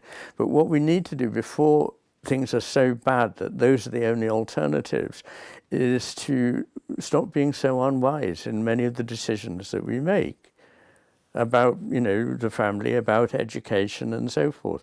There is a balanced view of these things that is much more right hemispheric in that it takes in different aspects, but we are sold on simple narratives that are churned out by the left hemisphere. So there is another German philosopher you must know. I don't think you quoted him in the book, Oswald Spengler. Oh, Spengler, yes. Of course, yes. So he predicted the rise of Caesarism. Yes. Well, you know, I've always thought Spengler was a very important figure. He was, yeah. And he foresaw many things. Yeah. It's not popular to say so these days, but I think that he had enormous insights. Yeah. I discovered that he predicted not only Caesarism, because it's well known, and he said Napoleon was a kind of Caesaristic figure, but more of a prediction and reality. But in the end, the democratic financial Western system of parliaments, financial system pulling strings on politicians, etc. So that will fall by the rise of Caesar figures. So I once realized that we have in the world a couple of these figures coming up from bold, formerly bureaucratic systems like Mao time and the era in which China rose an incredible despotic country. Russia the same, and there are more countries you can.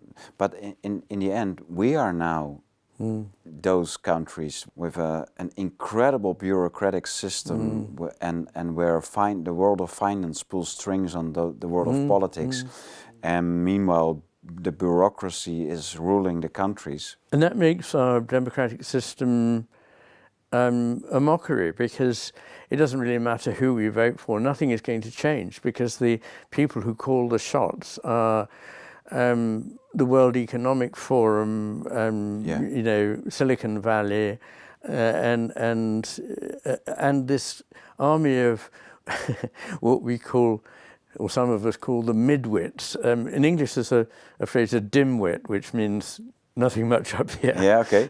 But if you, the army, if you instead of dim, you put mid. Midwits means sort of very mediocre intelligence, but wielding a lot of power. And these are typically the people at the top of bureaucracies. They're not imaginative or intelligent people, but they get large salaries and wield a lot of power.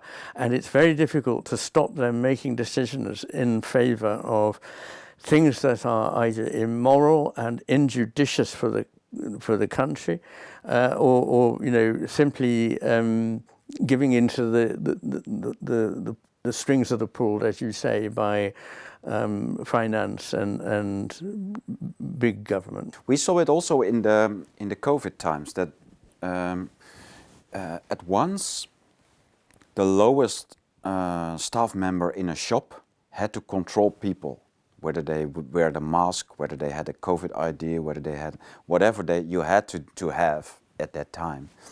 And so the lowest staff member stood at the door feeling himself so Important. powerful. Yes. And that's what you call with the mediocre... Midwits, yes. Midwits, yeah. Yes. Okay. Well, I think So that's right. people And with too much power, according to the... This is always what happens in bureaucracies, is that every petty official realizes they have power over somebody else's life. And that makes them feel so great, and they like to wield it. Not all of them. Obviously, many of them will be good and moral and kind, but certainly there will be that element in a lot. I think that when your book is also a prophecy, that this world we live in the West, at least, will collapse somehow, some way. It's not. I fear so. It's not. It cannot uphold itself forever. No. Not also the intellectual part, the way it is run intellectually, is doomed to fall some way. And well, the universities are already falling apart. Yeah. I mean, they're not really doing the job they were supposed to do, which is to teach at the highest level. Yeah. Or to teach things that are truer than other things, which is an idea that nobody can actually... I gave a lecture to Oxford University a year and a half ago, called Dominus Illuminatio Mea, God my light, which is the motto from the time of its foundation in the Middle Ages. Okay. And said, you know, what could this teach us now? And it doesn't mean necessarily you need to be religious in that sense, but to think that, you know, there is something, a guiding principle that is higher than, you know, what is convenient, that we need to learn to approach in the different ways, and not to put limits on how people get there, but telling people what they may or may not say. That is, I'm sorry, not compatible with being a good university. So I'm a huge proponent of free speech. And, you know, when people say, oh, but, you know, people can say anything. No, there are, in fact, perfectly workable libel laws. If you say something really horrible about another person and it's not substantiated, you pay a penalty. But nonetheless, you should be able to speak about what you see to be the true case, and not just some people. Yeah, so easy. Seems fairly obvious to me. Of course. Have you looked beyond the dangerous fall of our societies? Have you looked into what can happen next?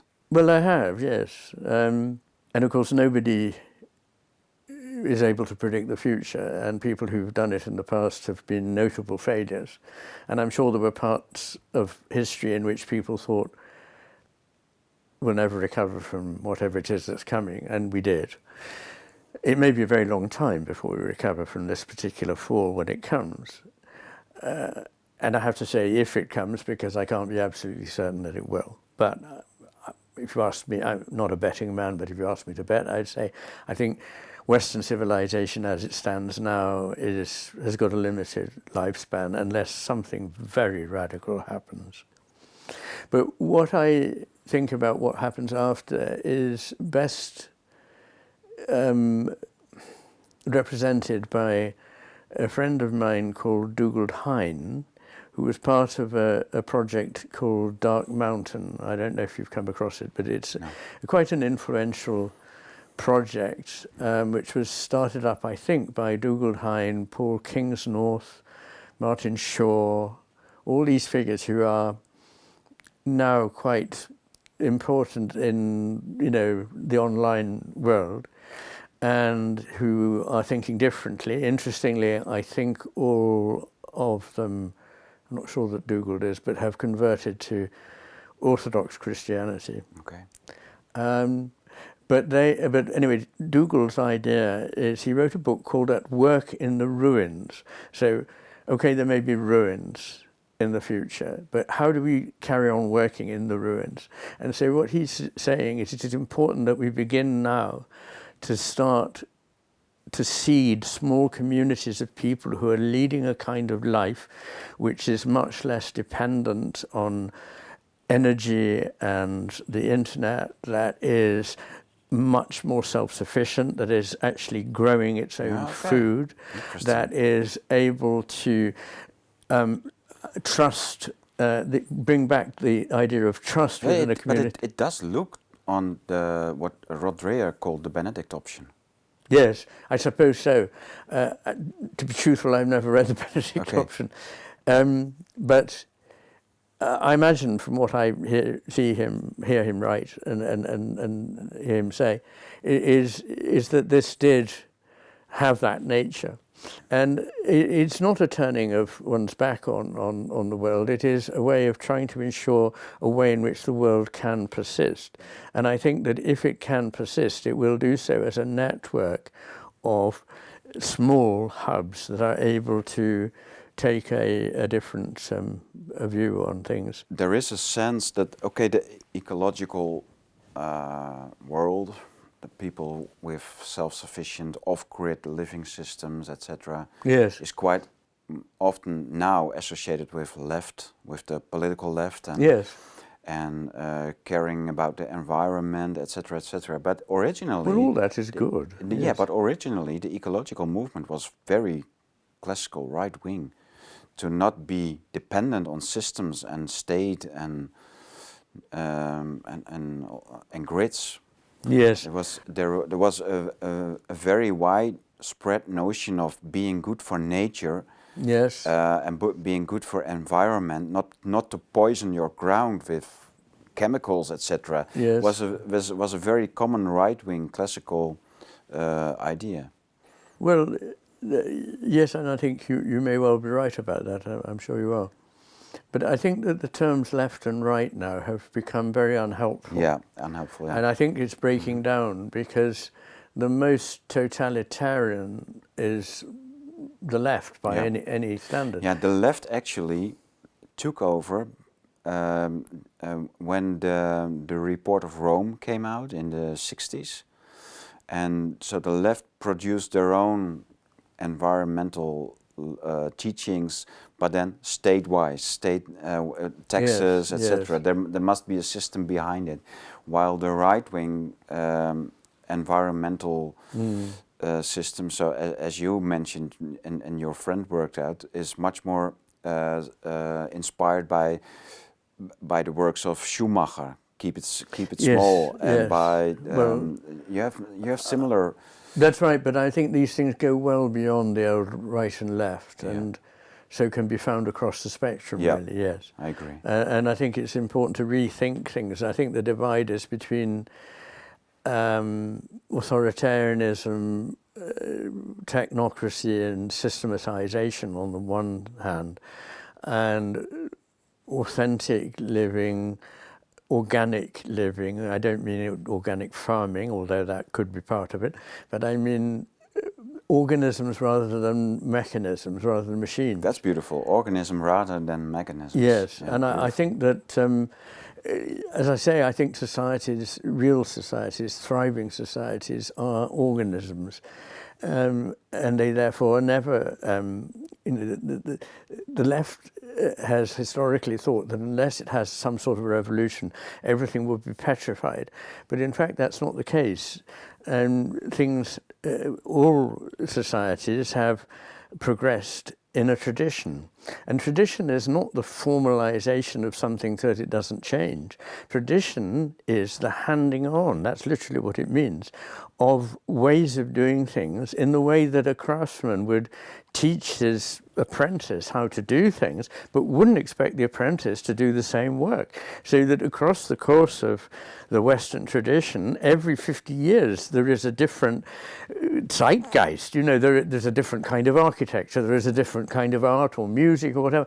Tradition followed, but traditions change. They are the only proper medium of change. I sometimes say, if you want a plant to go up a wall, you train it that way. You don't cut it off from the roots and stick it on the wall, it will die. And this is what happens after revolutions, is that the life goes out of things and they die.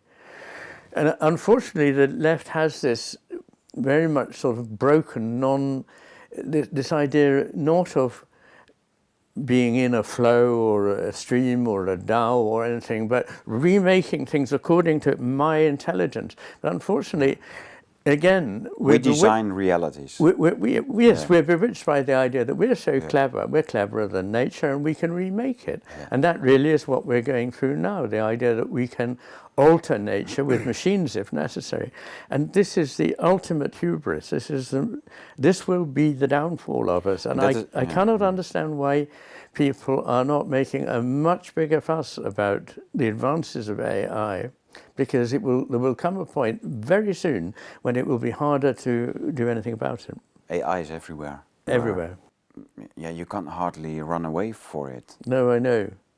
It's in the cameras we use. It's in the cars. I know, and then there are even worse things like smart dust, which I don't know if you know about this. I heard about it. Yes. And there is no limit to this, and the ability or the possibility. What exactly is smart dust? Say it again. What exactly is smart dust? Oh, smart dust is something that apparently has been being developed by DARPA in America since the 70s or 80s, but certainly more recently, and involves nanoparticles which are invisible to the naked eye, and which can be pushed out into the atmosphere, say in a battlefield or whatever, and can, at least in the short term, change behavior, change thinking, change emotion, apparently. I don't know. I mean, this is secret research, and all I know is what people say about it. And of course, there is the possibility that it could become endemic in a population, and it could make us passive. I think we're already so passive. I can't believe it. I don't favour the view that we're already being controlled by nanoparticles, although it's not impossible. But I do think that we have become very passive, and that the whole COVID thing encouraged this very greatly. And I wasn't at all a conspiracy theorist over COVID, and I've always said it's easy to be clever after the event and to say in retrospect there are things we shouldn't have done. I also think that probably most people were acting in good faith and thinking we really need to have the mass of the population behind us if our methods are going to work. And there were signs at the beginning of COVID that it could be a very deadly disease. And indeed, two of my friends were hospitalized, one of them in the intensive care unit, and nearly died because of what they call a cytokine storm, which was initiated by a reaction to COVID. Yeah. So clearly they were faced with something that couldn't be just neglected. Mm-hmm. But I still think there's some possibility that people have been thinking what we need is some kind of a frightening disease, epidemic that will cause people to wish to be obedient to government. So there are experimental traits in the whole COVID time. They did social experiments, medical experiments. Sorry, but you did a lot work out in your books, and there is a lot of prediction in it, and also a lot of pointing the way out of it. Yes, and that's beautiful. And it taught me also philosophy in a tradition I thought it was lost, it wasn't meaningful enough. So It was very insightful for me. And I'm not done reading because I have a couple of chapters to go. Okay. At least in this book, but also in these two books. Yes.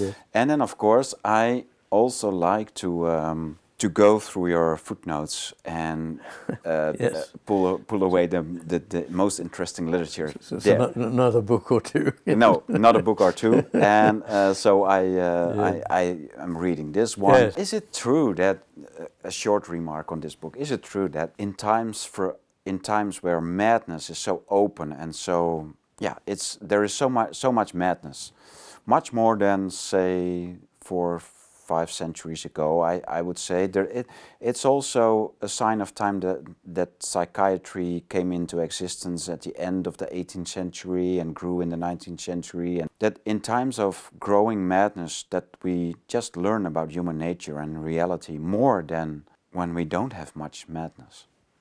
Well, the whole idea of what one means by madness has changed over time. So it might have been an affliction by Zeus or whatever, and that's far from the way we now think of mental illness. But I think the point there is, first of all, we don't know how widespread diseases were amongst individuals, but it's kind of hard to think of periods of society, maybe in decadent Rome towards the end, society was fully pathological. I mean, that is possible. But the point that has been made and is of interest is that while in ancient literature, going back to the Egyptians, you can see descriptions of pretty much all the neurological and mental illnesses that we know now. So you can see Parkinson's disease, Alzheimer's disease, you can see depression, bipolar disorder, you can see anxiety disorders, you can see epilepsy, all of that. The one thing you don't see any descriptions of is schizophrenia. What the most important thing Louis Sas is writing about? Which is, Louis' book is an attempt to draw parallels, very successfully, between schizophrenia and modern culture. And he does this beautifully and compellingly. It's one of the most important books I've ever read. The missing bit in the picture is that schizophrenia is a left hemisphere dominated condition, and we're not just seeing a lot of people having schizophrenia. The diagnostic rate of schizophrenia hasn't rocketed in the 20th century, but people behaving in that way has, and that's because of something else, which is the dominance of the left hemisphere's way of thinking. So, and then you say at the end of the 18th century. Now, there are interesting points about this. One is that, of course, the 18th century, at the end of the 18th century, we began to see the total disruption of traditional society by industrialization. Yeah, and by the revolution in France. Yes, the revolution in France and the industrialization of nations beginning in Britain. Yeah. And what happened was that everything was bouleversé, and then things settled down again for a while in France. But really the Industrial Revolution is the more important one, because it tore people away for the first time from communities that had lasted 1,000 years.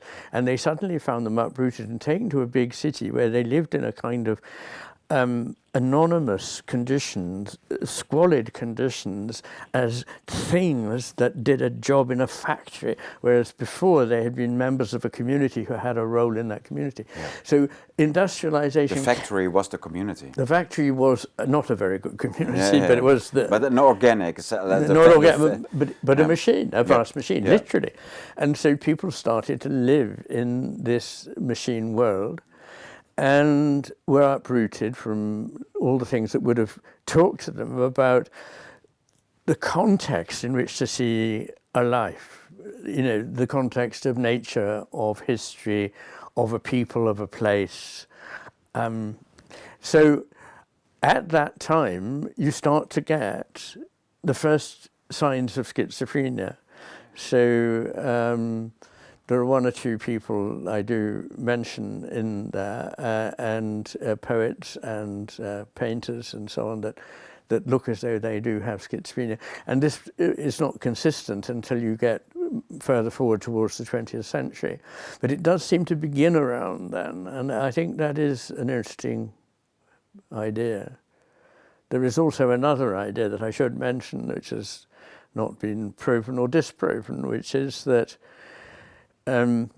people who develop toxoplasmosis, often as a consequence, particularly if there has been infection in utero, so the mother develops toxoplasmosis and the child may then develop toxoplasmosis as a sort of congenital problem, that there can be the evolution of a psychosis, a schizophrenic form psychosis.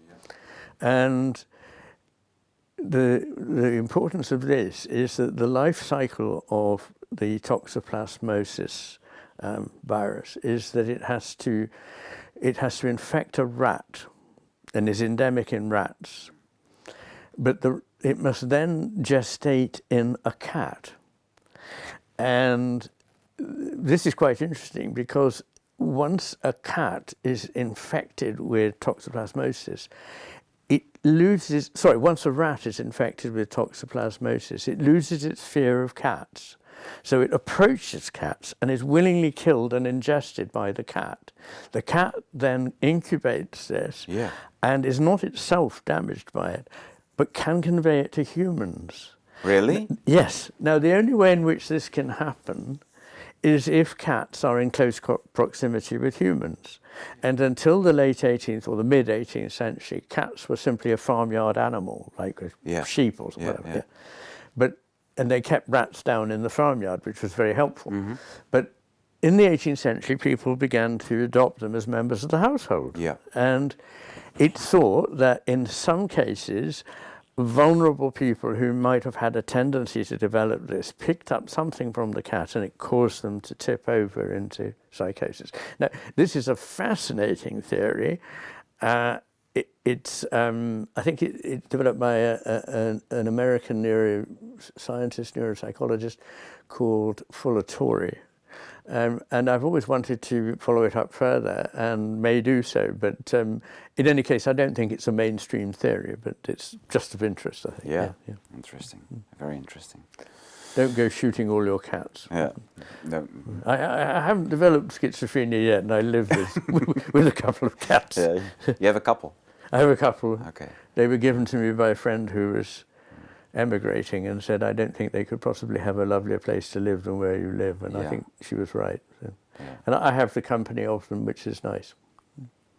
They're a good company? Well, they are very good company. They're rather unusual cats. They're a kind called Maine Coons. House cats, right? Maine Coons, which are descendants of Norwegian forest cats. And they're famous for being A, highly intelligent, and B, very affectionate. And I hadn't had a dog, which would be my real choice of a companion if I don't have a human one, which at the moment I don't really. I thought I can't have a dog because I travel too much. But now I've got these cats, and I thought, well, that's fine. But now I feel guilty when I travel for all sorts of reasons, like the environment and everything else, but also because I think the cats will be sad. But I don't think they're quite like dogs. They don't have that very close bond. But they are very nice company. Yeah.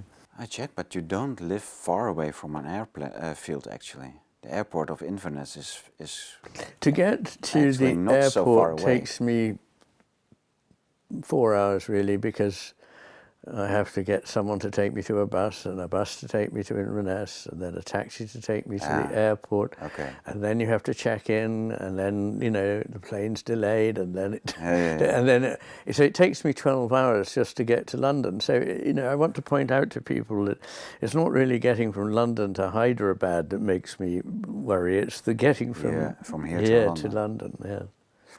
Driving from here to London is also 12 hours. Yes. I used to do it. Did it until about 10 years ago, but I really don't face it now. And how long do you live in this place?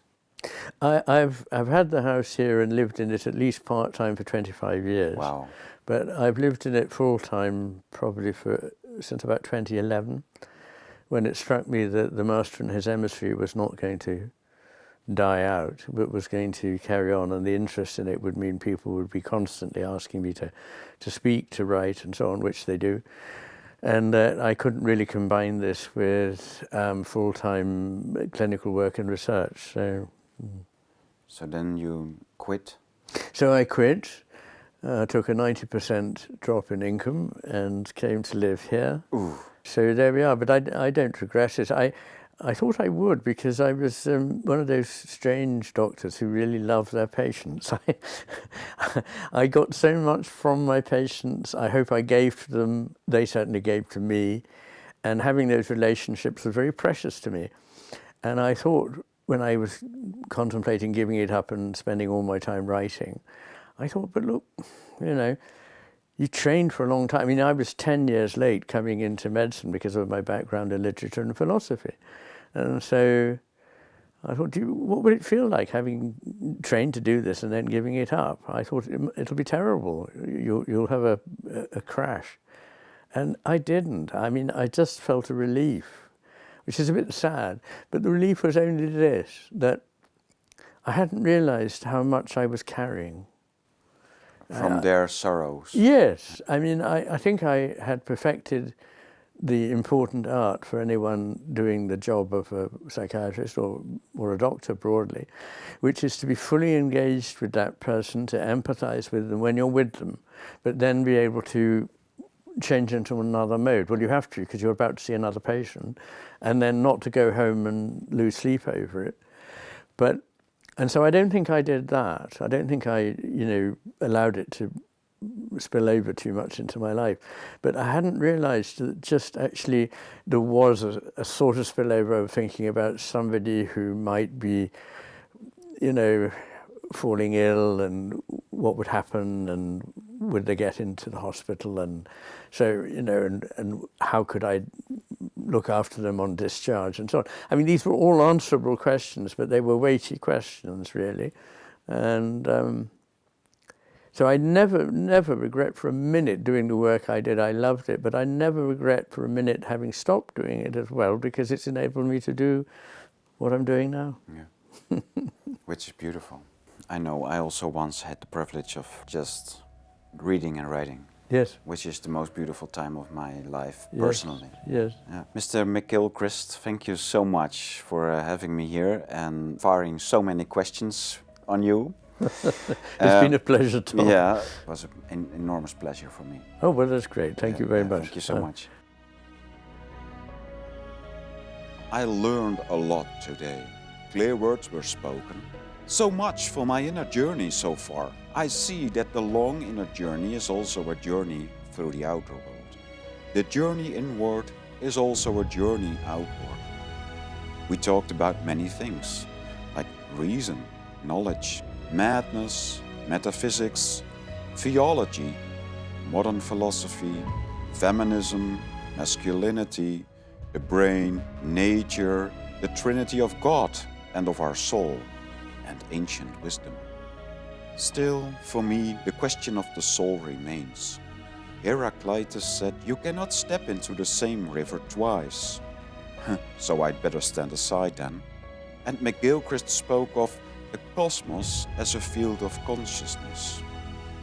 Well, I can imagine that, but still, where is the soul? Somehow I still feel that there is much more to say about the soul than a river flowing or a flame sparkling. This conversation, however, was even more enjoyable than reading McGilchrist's brilliant books. But my journey continues, and let's hope we can hear more wise words from wise men on eternal matters. Let's work on the next chapter.